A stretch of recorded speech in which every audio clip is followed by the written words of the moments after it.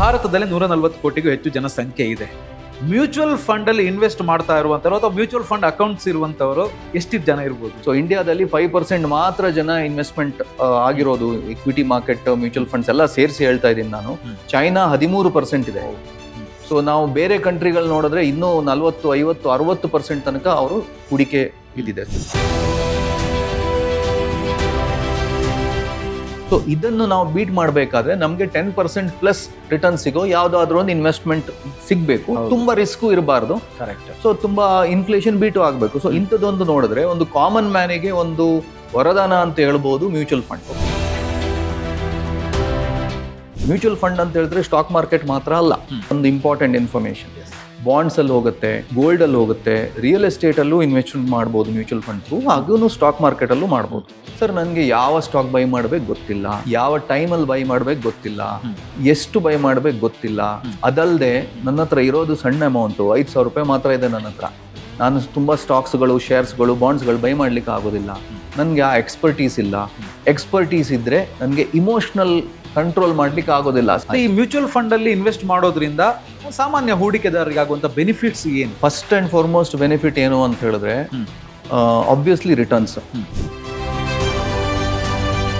ಕೇವಲ 500 ರೂಪಾಯಿಂದ ತಿಂಗಳಿಗೆ 1,000 ರೂಪಾಯಿ ತರ ಇನ್ವೆಸ್ಟ್ ಮಾಡೋದಕ್ಕೂ ಕೂಡ ಅವಕಾಶ ಇದೆಯಾ ಮ್ಯೂಚುವಲ್ ಫಂಡ್ ಅಲ್ಲಿ? ನಿಮ್ಗೆ ಎಷ್ಟು ಸಾಧ್ಯ ಆಗತ್ತೆ ಅಲ್ಲಿಂದ ಸ್ಟಾರ್ಟ್ ಮಾಡಿ.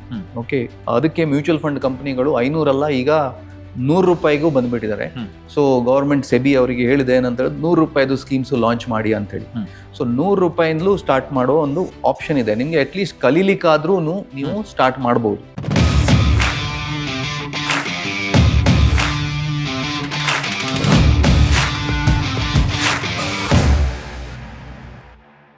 ಹಾಯ್, ಹಲೋ, ನಮಸ್ಕಾರ. ನಾನು ಶೇಷಕೃಷ್ಣ ಭಟ್. ಸೇಫ್ ಹೂಡಿಕೆ ಅಂತ ಹೇಳಿ ಬಂದ್ರೆ ಸರ್ಕಾರದ ಬಹಳಷ್ಟು ಸ್ಕೀಮ್ಗಳಿದಾವೆ. ಅಲ್ಲಿ ರಿಸ್ಕ್ ಇಲ್ಲ ಅನ್ನೋದೇನೋ ನಿಜ, ಆದರೆ ರಿಟರ್ನ್ಸ್ ಅಷ್ಟಕ್ಕಷ್ಟೇ. ಬೇಡ, ನಮ್ಗೆ ಒಳ್ಳೆ ರಿಟರ್ನ್ಸ್ ಬೇಕು ಅಂತ ಹೇಳಿ ಸ್ಟಾಕ್ ಮಾರ್ಕೆಟ್ ಕಡೆ ನೋಡಿದ್ರೆ ಅಲ್ಲಿ ರಿಟರ್ನ್ಸ್ ಏನೋ ಚೆನ್ನಾಗಿರುತ್ತೆ, ಆದ್ರೆ ರಿಸ್ಕ್ ಸಿಕ್ಕಾಪಟ್ಟೆ. ಹಾಗಿದ್ರೆ ಒಳ್ಳೆ ರಿಟರ್ನ್ಸ್ ಕೊಡುವಂತ, ರಿಸ್ಕ್ ಕಡಿಮೆ ಇರುವಂತ ಆಪ್ಷನ್ ಏನಾದ್ರೂ ಇದೆಯಾ ಅಂತ ಕೇಳಿದ್ರೆ ಖಂಡಿತವಾಗ್ಲೂ ಇದೆ.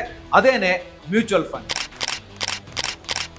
ಹಾಗಿದ್ರೆ ಮ್ಯೂಚುವಲ್ ಫಂಡ್ ಅಲ್ಲಿ ಹೂಡಿಕೆ ಮಾಡಿ ಒಳ್ಳೆ ರಿಟರ್ನ್ಸ್ ಪಡೆಯೋದು ಹೇಗೆ, ಯಾವ್ಯಾವ ತರಹದ ಮ್ಯೂಚುವಲ್ ಫಂಡ್ಗಳಿದಾವೆ, ಉತ್ತಮ ಮ್ಯೂಚುವಲ್ ಫಂಡ್ ಅನ್ನ ಆಯ್ಕೆ ಮಾಡ್ಕೊಳ್ಳೋದು ಹೇಗೆ, ಎಲ್ಲವನ್ನ ಈ ವಿಡಿಯೋದಲ್ಲಿ ನಾವು ಮಾತಾಡ್ತೀವಿ. ಸೊ ಇದನ್ನ ತಿಳಿಸ್ಕೊಡೋದಕ್ಕೆ ನಮ್ಮ ಜೊತೆಗೆ ಖ್ಯಾತ ಹಣಕಾಸು ತಜ್ಞರು, ಹಾಗೇನೆ ನಾಲೆಜ್ ವೆಲ್ ಅಕಾಡೆಮಿಯ ಫೌಂಡರು, ಜೊತೆಗೆ 25 ವರ್ಷಗಳಿಂದ ಇನ್ವೆಸ್ಟ್ಮೆಂಟ್ ಇಂಡಸ್ಟ್ರಿಯಲ್ಲಿ ಕೆಲಸ ಮಾಡ್ತಾ ಅನುಭವ ಪಡ್ಕೊಂಡಿರುವಂತ ಪರ್ಸನ್ ವಿನೋದ್ ತಂತ್ರಿ ಅವರು ನಮ್ಮ ಜೊತೆಗಿದ್ದಾರೆ. ಅವರನ್ನ ಕಾರ್ಯಕ್ರಮಕ್ಕೆ ವೆಲ್ಕಮ್ ಮಾಡ್ತೀನಿ. ಅವ್ರ ಜೊತೆಗೆ ಮಾತಾಡ್ತಾ ಹೋಗೋಣ. ವಿನೋದ್ ತಂತ್ರಿ ಅವರು ನಮಸ್ತೆ, ಕಾರ್ಯಕ್ರಮಕ್ಕೆ ಸ್ವಾಗತ. ಸರ್, ಹೇಗಿದ್ದೀರಿ? First class. ಈ ಮ್ಯೂಚುವಲ್ ಫಂಡ್ ಜರ್ನಿ ಹೇಗಿದೆ ಅಂತ? ಮ್ಯೂಚುವಲ್ ಫಂಡ್ ಜರ್ನಿ ತುಂಬ ಚೆನ್ನಾಗಿದೆ. ನಮಗೆ ನಾನೊಂದು 25 ವರ್ಷದಿಂದ ಇದರಲ್ಲಿ ಇದ್ದೀನಿ. ಸೊ ನನಗೆ ಈ ಮ್ಯೂಚುವಲ್ ಫಂಡ್ ಬೆಳೆದು ಬಂದ ಹಾದಿ ನೋಡಿದ್ರೆ ಹೀಗೂ ಒಂದು ಆಗಿದೆ ಹೌದಾ ಅಂತ ಒಂದು ಕಾಣುತ್ತೆ. ಸೊ ತುಂಬ ಚೆನ್ನಾಗಿ ಜನರು ಇನ್ವೆಸ್ಟ್ ಮಾಡಿ ಪೇಷನ್ಸ್ ಆಗಿ ಇದ್ದವರು ತುಂಬ ಚೆನ್ನಾಗಿ ಮಾಡ್ಕೊಳ್ಳಿ. ಸರ್, ಫಸ್ಟ್ ಆಫ್ ಆಲ್ ಒಂದು ಕ್ಯೂರಿಯಾಸಿಟಿಗೆ ಒಂದು ಪ್ರಶ್ನೆ ಸರ್. ಭಾರತದಲ್ಲಿ 140 ಕೋಟಿಗೂ ಹೆಚ್ಚು ಜನಸಂಖ್ಯೆ ಇದೆ. ಮ್ಯೂಚುವಲ್ ಫಂಡ್ ಅಲ್ಲಿ ಇನ್ವೆಸ್ಟ್ ಮಾಡ್ತಾ ಇರುವಂತವರು ಅಥವಾ ಮ್ಯೂಚುವಲ್ ಫಂಡ್ ಅಕೌಂಟ್ಸ್ ಇರುವಂತವರು ಎಷ್ಟು ಜನ ಇರ್ಬೋದು? ನೀವು ಹೇಳಿದಾಗೆ 140 ಕೋಟಿ ಜನ ಇದ್ದಾರೆ, ಹೌದು. ಆದರೆ ಇದರಲ್ಲಿ ಇನ್ವೆಸ್ಟೇಬಲ್ ಪಾಪ್ಯುಲೇಷನ್ ಅಂದರೆ ಎಲ್ಲರ ಹತ್ರನೂ ಎಲ್ಲ ಡಾಕ್ಯುಮೆಂಟೇಶನ್ ಇರೋದಿಲ್ಲ ಅಥವಾ ಇನ್ಕಮ್ ಇರೋದಿಲ್ಲ. ಇನ್ವೆಸ್ಟೇಬಲ್ ಪಾಪ್ಯುಲೇಷನ್ ನನ್ಗನ್ಸಿದ್ದಂಗೆ ಒಂದು 35ರಿಂದ 40 ಕೋಟಿ ಜನ ಮಾತ್ರ ಇರ್ಬೋದು. ಸೊ ಅದರಲ್ಲಿ ಆಸ್ ಆಫ್ ನೌ ಇನ್ವೆಸ್ಟ್ ಮಾಡಿದವರು ಕೇವಲ 5% ಆಫ್ ದ ಟೋಟಲ್ ಪಾಪ್ಯುಲೇಷನ್. ಒಂದು 7ರಿಂದ 8 ಕೋಟಿ ಫೋಲಿಯೋಸ್ ಇರ್ಬೋದು ಅಷ್ಟೇ. ಟೋಟಲ್ ಯುನೀಕ್ ಇನ್ವೆಸ್ಟರ್ಸ್ ಅಂತ ಹೇಳಿದ್ರೆ ನನ್ನ ಹತ್ರ 5 ಫೋಲಿಯೋ ಇರ್ಬೋದು, ಅಂದ್ರೆ 5 ಇನ್ವೆಸ್ಟ್ಮೆಂಟ್ ಮಾಡಿರ್ಬೋದು. ಸೊ ಹಾಗೆ ನೋಡಿದ್ರೆ ಒಂದು 5-6 ಕೋಟಿ ಜನ ಇರ್ಬೋದು ಅಷ್ಟೇ. ಸೊ 5-6 ಕೋಟಿ ಜನ ಮಾತ್ರ ಮ್ಯೂಚುವಲ್ ಫಂಡ್ ಅಲ್ಲಿ ಇನ್ವೆಸ್ಟ್ ಮಾಡ್ತಾ ಇದ್ದಾರೆ. ಹೌದು. ಫೋಲಿಯೋಸ್ ಮಾತ್ರ 8 ಕೋಟಿ ಇರ್ಬೋದು. ಸೊ ಇದರಲ್ಲಿ ನಮ್ದು ಕಾಂಟ್ರಿಬ್ಯೂಷನ್ ತುಂಬಾ ಹೆಚ್ಚಾಗಬೇಕು. ಅದಕ್ಕೋಸ್ಕರ ಇಂಥ ಪ್ರೋಗ್ರಾಮ್ಸ್ಗಳು ತುಂಬಾ ಆಗಬೇಕು. ಯಾಕಂದ್ರೆ ಅವೇರ್ನೆಸ್ ಇಲ್ಲ, ಜನರಿಗೆ ಗೊತ್ತಿಲ್ಲ ಇಂಥದ್ದೊಂದು ಇನ್ವೆಸ್ಟ್ಮೆಂಟ್ ಆಪ್ಷನ್ ಇದೆ, ಇದನ್ನ ನಾವು ಮಾಡಬಹುದು ಅಂತ ಹೇಳೋ ಒಂದು ಅರಿವಿಲ್ಲ.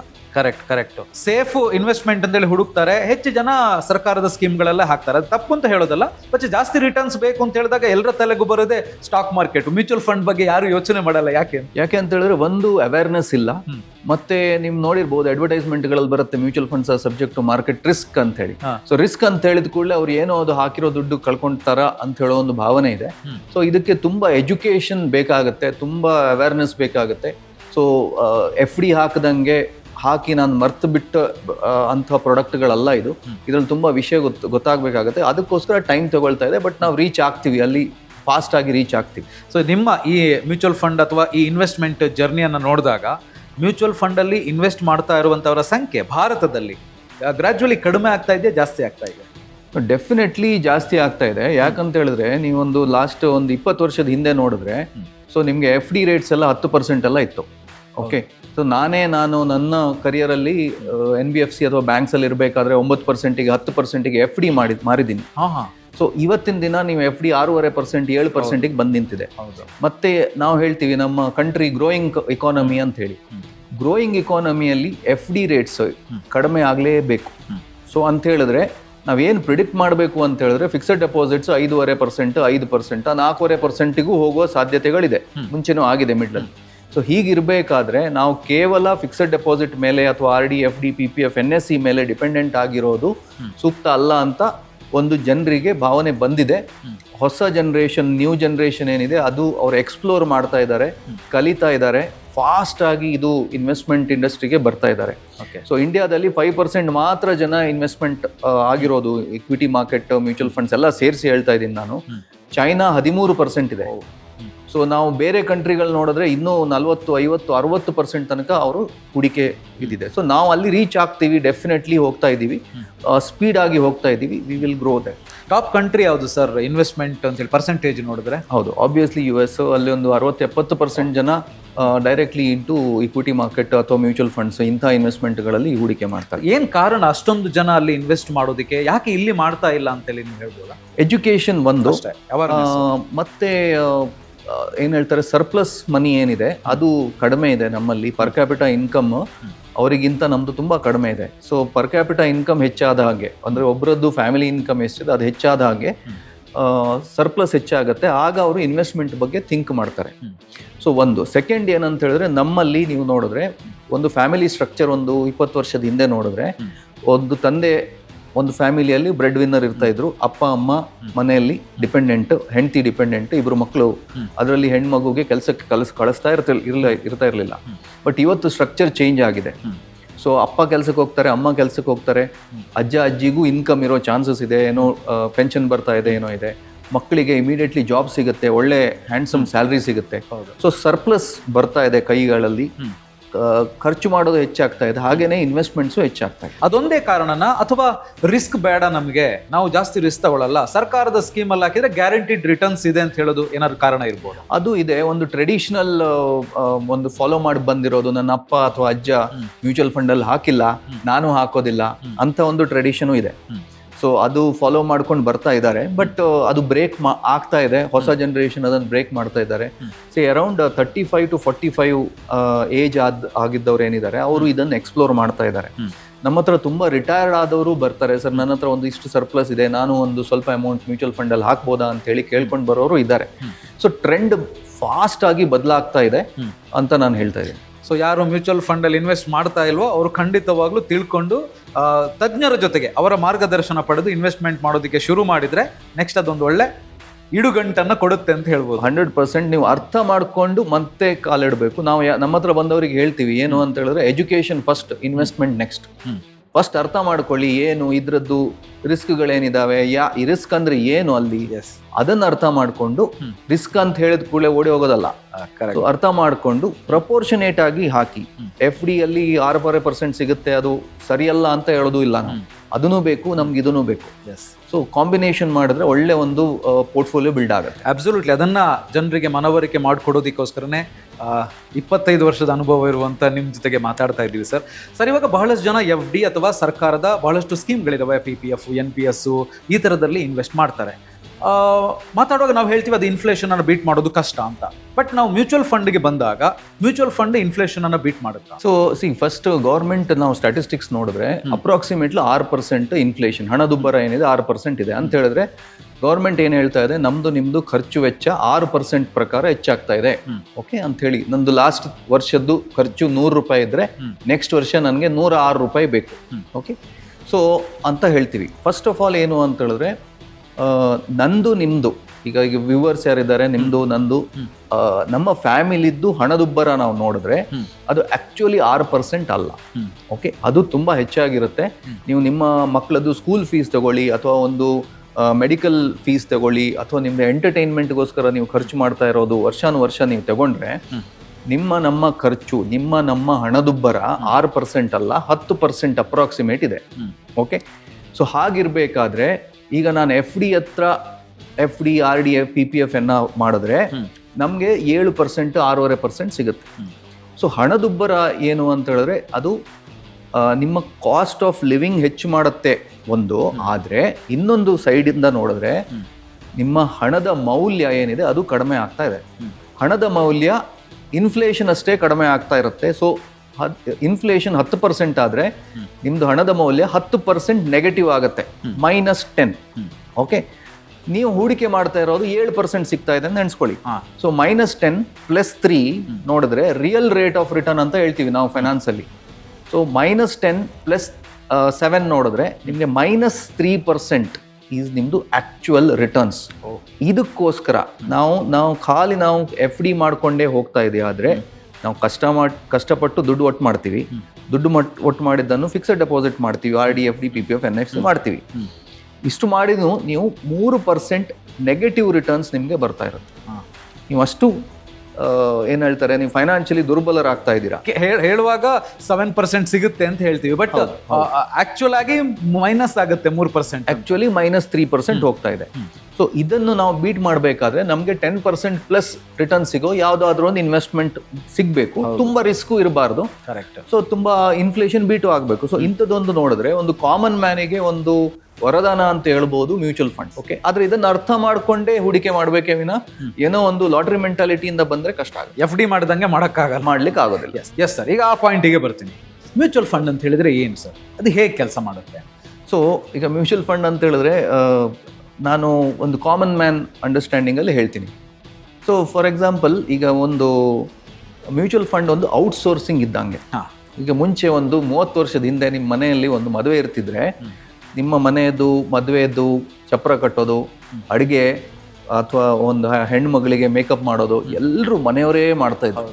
ಕರೆಕ್ಟ್, ಎಲ್ಲ ಮನೆಯವರೇ ಮಾಡ್ತಾ ಇದ್ರು. ಇವತ್ತೇನಾಗಿದೆ, ಕಂಪ್ಲೀಟ್ ಔಟ್ಸೋರ್ಸ್ ಮಾಡ್ತೀವಿ. ಓಕೆ, ಈವೆಂಟ್ ಮ್ಯಾನೇಜ್ಮೆಂಟಿಗೆ ಕೊಡ್ತೀವಿ, ನಾವು ಅದಕ್ಕೊಂದು ಫೀಸ್ ಕೊಡ್ತೀವಿ. ಸೊ ಮ್ಯೂಚುವಲ್ ಫಂಡ್ಸ್ ಏನು ಅಂತ ಹೇಳಿದ್ರೆ ಈಗ ಸೆಕ್ಯೂರಿಟೀಸ್ ಮಾರ್ಕೆಟ್ ಅಂತ ಹೇಳ್ತೀವಿ. ಮ್ಯೂಚುವಲ್ ಫಂಡ್ ಅಂತ ಹೇಳಿದ್ರೆ ಸ್ಟಾಕ್ ಮಾರ್ಕೆಟ್ ಮಾತ್ರ ಅಲ್ಲ. ಓಕೆ, ಒಂದು ಇಂಪಾರ್ಟೆಂಟ್ ಇನ್ಫಾರ್ಮೇಷನ್, ಬಾಂಡ್ಸಲ್ಲಿ ಹೋಗುತ್ತೆ, ಗೋಲ್ಡಲ್ಲಿ ಹೋಗುತ್ತೆ, ರಿಯಲ್ ಎಸ್ಟೇಟಲ್ಲೂ ಇನ್ವೆಸ್ಟ್ಮೆಂಟ್ ಮಾಡ್ಬೋದು ಮ್ಯೂಚುವಲ್ ಫಂಡ್ ಥ್ರೂ, ಹಾಗೂ ಸ್ಟಾಕ್ ಮಾರ್ಕೆಟಲ್ಲೂ ಮಾಡ್ಬೋದು. ಸರ್, ನನಗೆ ಯಾವ ಸ್ಟಾಕ್ ಬೈ ಮಾಡಬೇಕು ಗೊತ್ತಿಲ್ಲ, ಯಾವ ಟೈಮಲ್ಲಿ ಬೈ ಮಾಡ್ಬೇಕು ಗೊತ್ತಿಲ್ಲ, ಎಷ್ಟು ಬೈ ಮಾಡ್ಬೇಕು ಗೊತ್ತಿಲ್ಲ, ಅದಲ್ಲದೆ ನನ್ನ ಹತ್ರ ಇರೋದು ಸಣ್ಣ ಅಮೌಂಟು, 5,000 ರೂಪಾಯಿ ಮಾತ್ರ ಇದೆ ನನ್ನ ಹತ್ರ, ನಾನು ತುಂಬ ಸ್ಟಾಕ್ಸ್ಗಳು, ಶೇರ್ಸ್ಗಳು, ಬಾಂಡ್ಸ್ಗಳು ಬೈ ಮಾಡ್ಲಿಕ್ಕೆ ಆಗೋದಿಲ್ಲ, ನನಗೆ ಆ ಎಕ್ಸ್ಪರ್ಟೀಸ್ ಇಲ್ಲ. ಎಕ್ಸ್ಪರ್ಟೀಸ್ ಇದ್ದರೆ ನನಗೆ ಇಮೋಷ್ನಲ್ ಕಂಟ್ರೋಲ್ ಮಾಡ್ಲಿಕ್ಕೆ ಆಗೋದಿಲ್ಲ. ಸರ್, ನಾನು 10,000 ರೂಪಾಯಿ ಹಾಕಿದೆ, ಅದು 9,900 ರೂಪಾಯಿ ಆಯಿತು, ಇಲ್ಲಿ ಹೆದರಿಕೆ ಆಗ್ಲಿಕ್ಕೆ ಸ್ಟಾರ್ಟ್ ಆಗುತ್ತೆ. ಸೊ ಇಮೋಷ್ನಲ್ ಕಂಟ್ರೋಲ್ ಮಾಡ್ಲಿಕ್ಕೆ ಆಗೋದಿಲ್ಲ ನನಗೆ ಇರಬೇಕಾದ್ರೆ ನೀವು ಇದನ್ನು ಔಟ್ಸೋರ್ಸ್ ಮಾಡ್ತೀರಾ. ಈ ಔಟ್ಸೋರ್ಸಿಂಗ್ ಅನ್ನು ಮ್ಯೂಚುವಲ್ ಫಂಡ್ಸ್ ಅಂತ ಹೇಳ್ತೀವಿ. ಅಂದ್ರೆ ಒಬ್ರು ಅದನ್ನ ನಿರ್ವಹಿಸ್ತಾರ, ಯಾರು ನಿರ್ವಹಿಸ್ತಾರ ಅದನ್ನ? ಸೊ ಇದು ಮ್ಯೂಚುವಲ್ ಫಂಡ್ ಒಂದು ಒಳ್ಳೆ ಒಂದು ಸ್ಟ್ರಕ್ಚರ್. ಇದು 3 ಟೈರ್ ಸ್ಟ್ರಕ್ಚರ್ ಅಂತ ಹೇಳ್ತೀವಿ ನಾವು. ಒಂದು ಸ್ಪಾನ್ಸರರ್ ಅಂತ ಇರ್ತಾರೆ. ಓಕೆ, ಆ ಸ್ಪಾನ್ಸರರ್ ಇರ್ತಾರೆ. ಸೆಕೆಂಡ್ ಒನ್ ಟ್ರಸ್ಟ್ ಅಂತ ಇರುತ್ತೆ. ಅದರ ನಂತರ ಕೆಳಗೆ ಅಸೆಟ್ ಮ್ಯಾನೇಜ್ಮೆಂಟ್ ಕಂಪನಿ ಅಂತ ಇರುತ್ತೆ. ಒಂದು ಒಳ್ಳೆ ಸ್ಟ್ರಕ್ಚರ್ ಅದು, government of India through SEBI ಮಾಡಿರೋದು.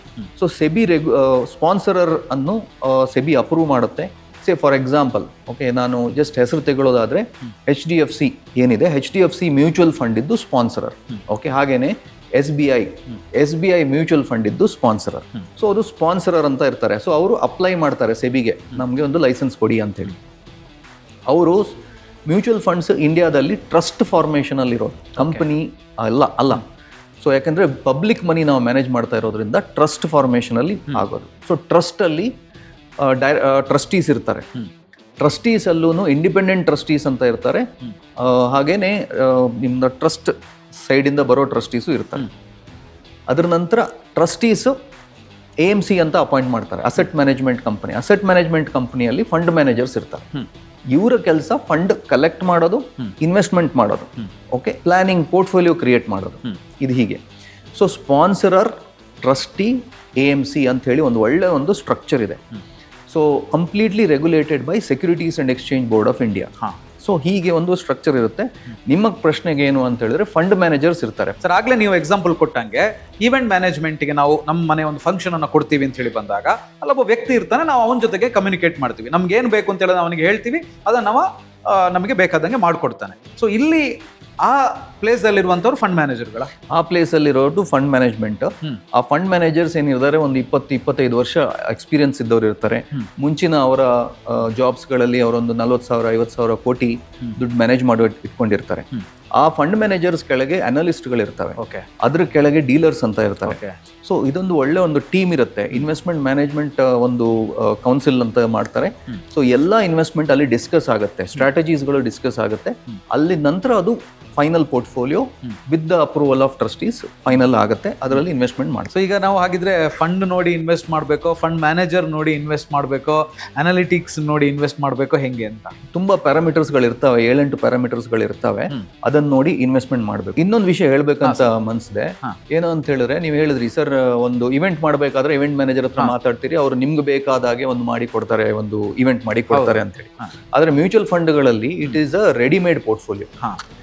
ಓಕೆ, ನಿಮಗೆ ಅವರು ಸರ್ ನನಗೆ XYZ ಕಂಪನಿ ಬೇಡ ಇದರಲ್ಲಿ ನನ್ನ ಪೋರ್ಟ್ಫೋಲಿಯೋದಲ್ಲಿ ಅಂತ ಹೇಳಿದ್ರೆ ಚೇಂಜ್ ಮಾಡೋಂಗಿಲ್ಲ.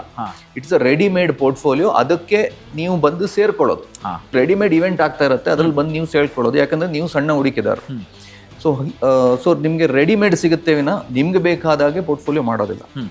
ಓಕೆ, ಆದರೆ ನಿಮ್ಮ ಸ್ಟಾಕ್ ಸೆಲೆಕ್ಷನ್ ನಂಗೆ ಗೊತ್ತಿಲ್ಲ, ಯಾವಾಗ ಇನ್ವೆಸ್ಟ್ ಮಾಡ್ಬೇಕು ಗೊತ್ತಿಲ್ಲ, ಅದ್ರ ಬದಲಿಗೆ ನೀವು ಅವ್ರ ಹತ್ರ ಹೋಗ್ತಾ ಇದ್ದೀರಾ. ಫಂಡ್ ಸಿಲೆಕ್ಷನ್ ಬಗ್ಗೆ ನಾನು ಮತ್ತೆ ಮಾತಾಡ್ತೀನಿ. ಆಯ್ತು. ಈ ಮ್ಯೂಚುವಲ್ ಫಂಡ್ ಅಲ್ಲಿ ಇನ್ವೆಸ್ಟ್ ಮಾಡೋದ್ರಿಂದ ಸಾಮಾನ್ಯ ಹೂಡಿಕೆದಾರರಿಗೆ ಆಗುವಂತ ಬೆನಿಫಿಟ್ಸ್ ಏನು? ಫಸ್ಟ್ ಅಂಡ್ ಫಾರ್ಮೋಸ್ಟ್ ಬೆನಿಫಿಟ್ ಏನು ಅಂತ ಹೇಳಿದ್ರೆ, ಆಬ್ವಿಯಸ್ಲಿ ರಿಟರ್ನ್ಸ್. ಓಕೆ, ನಿಮಗೆ ಈ ಒಂದು ಜನರೇಟ್ ಮಾಡಿರೋ ರಿಟರ್ನ್ಸ್ ಏನಿದೆ, ನಂಗೆ ಗೊತ್ತಿರೋ ಹಂಗೆ ನೀವು ಡೈರೆಕ್ಟ್ ಸ್ಟಾಕ್ ಮಾರ್ಕೆಟ್ ಹೋದ್ರೂ ನಿಮ್ಮ ಸ್ಟಾಕ್ ಸೆಲೆಕ್ಷನ್ ಎಲ್ಲಾದ್ರೂ ರಾಂಗ್ ಆದ್ರೆ ನಿಮ್ಮ ಪೋರ್ಟ್ಫೋಲಿಯೋ ಅಷ್ಟು ರಿಟರ್ನ್ ಕೊಡ್ಲಿಕ್ಕಿಲ್ಲ. ಓಕೆ, ಯಾಕಂದ್ರೆ ಫಂಡ್ ಮ್ಯಾನೇಜರ್ಸು ಅವರ 24/7 ಅವ್ರ ಕೆಲಸನೇ ಇದಿರುತ್ತೆ. ಯಾವ ಸ್ಟಾಕ್ ಅಲ್ಲಿ ಅವ್ರು ಹೂಡಿಕೆ ಮಾಡಿದ್ದಾರೆ ಅದನ್ನು ಮಾನಿಟರ್ ಮಾಡ್ತಾ ಇರ್ತಾರೆ ಅವರು. ಓಕೆ, ಒಂದು. ಸೊ ಸೆಕೆಂಡ್ ಇಂಪಾರ್ಟೆಂಟ್ ಇದೇನು ಅಂತ ಹೇಳಿದ್ರೆ, ನನ್ನ ಹತ್ರ ಸಪೋಸೇ ನಾನು ಸಣ್ಣ ಹೂಡಿಕೆದಾರ, ನಾನು ಒಂದು 5,000 rupees or 10,000 rupees ಇನ್ವೆಸ್ಟ್ ಮಾಡ್ತಾ ಇದ್ದೀನಿ. ನನಗೆ ಒಂದು ಫಂಡ್ ಮ್ಯಾನೇಜರ್ ಅಪಾಯಿಂಟ್ ಮಾಡಿ ಅವರಿಗೆ ಫೀಸ್ ಕೊಡುವಷ್ಟು ತಾಕತ್ತಿಲ್ಲ ನನ್ನ 10,000 ರೂಪಾಯಿಗೆ. ಸೊ ಇದೊಂದು ಸಮೂಹ ಧನ ಆಗಿರೋದ್ರಿಂದ, ಇದು ಕಲೆಕ್ಟಿವ್ ಇನ್ವೆಸ್ಟ್ಮೆಂಟ್ ಆಗಿರೋದ್ರಿಂದ ಆ ಫೀಸ್ ಏನಿದೆ ಡಿವೈಡ್ ಆಗಿ ಹೋಗುತ್ತೆ. ಓಕೆ, ನಾನು ನನ್ನ 5,000 ರೂಪಾಯಿ ಅಥವಾ 10,000 ರೂಪಾಯಿ ಅಲ್ಲೂ 30 ವರ್ಷ ಎಕ್ಸ್ಪೀರಿಯನ್ಸ್ ಇರೋ ಒಂದು ಫಂಡ್ ಮ್ಯಾನೇಜರ್ಸ್ ಅನ್ನು ಅಪಾಯಿಂಟ್ ಮಾಡುವಂಗೆ ಆಗುತ್ತೆ. ಕರೆಕ್ಟ್. Okay, correct. ಇದು ಇಂಪಾರ್ಟೆಂಟ್. ಅದಲ್ಲದೆ ನನ್ನ ಸಣ್ಣ ಹೂಡಿಕೆಯನ್ನು ನಾನು ಡೈವರ್ಸಿಫೈ ಮಾಡಲಿಕ್ಕೆ ನಾನೇ ಇನ್ವೆಸ್ಟ್ಮೆಂಟ್ ಮಾಡ್ಲಿಕ್ಕೆ ಹೋದ್ರೆ ಆಗೋದಿಲ್ಲ. ಹಾಗಂದ್ರೆ ಏನು, ನಾನು ಹೆಚ್ಚಂತ ಹೇಳಿದ್ರೆ 1, 2, 3, 4 ಕಂಪನಿಗಳು ಬೈ ಮಾಡ್ಬೋದು. ಹೌದು.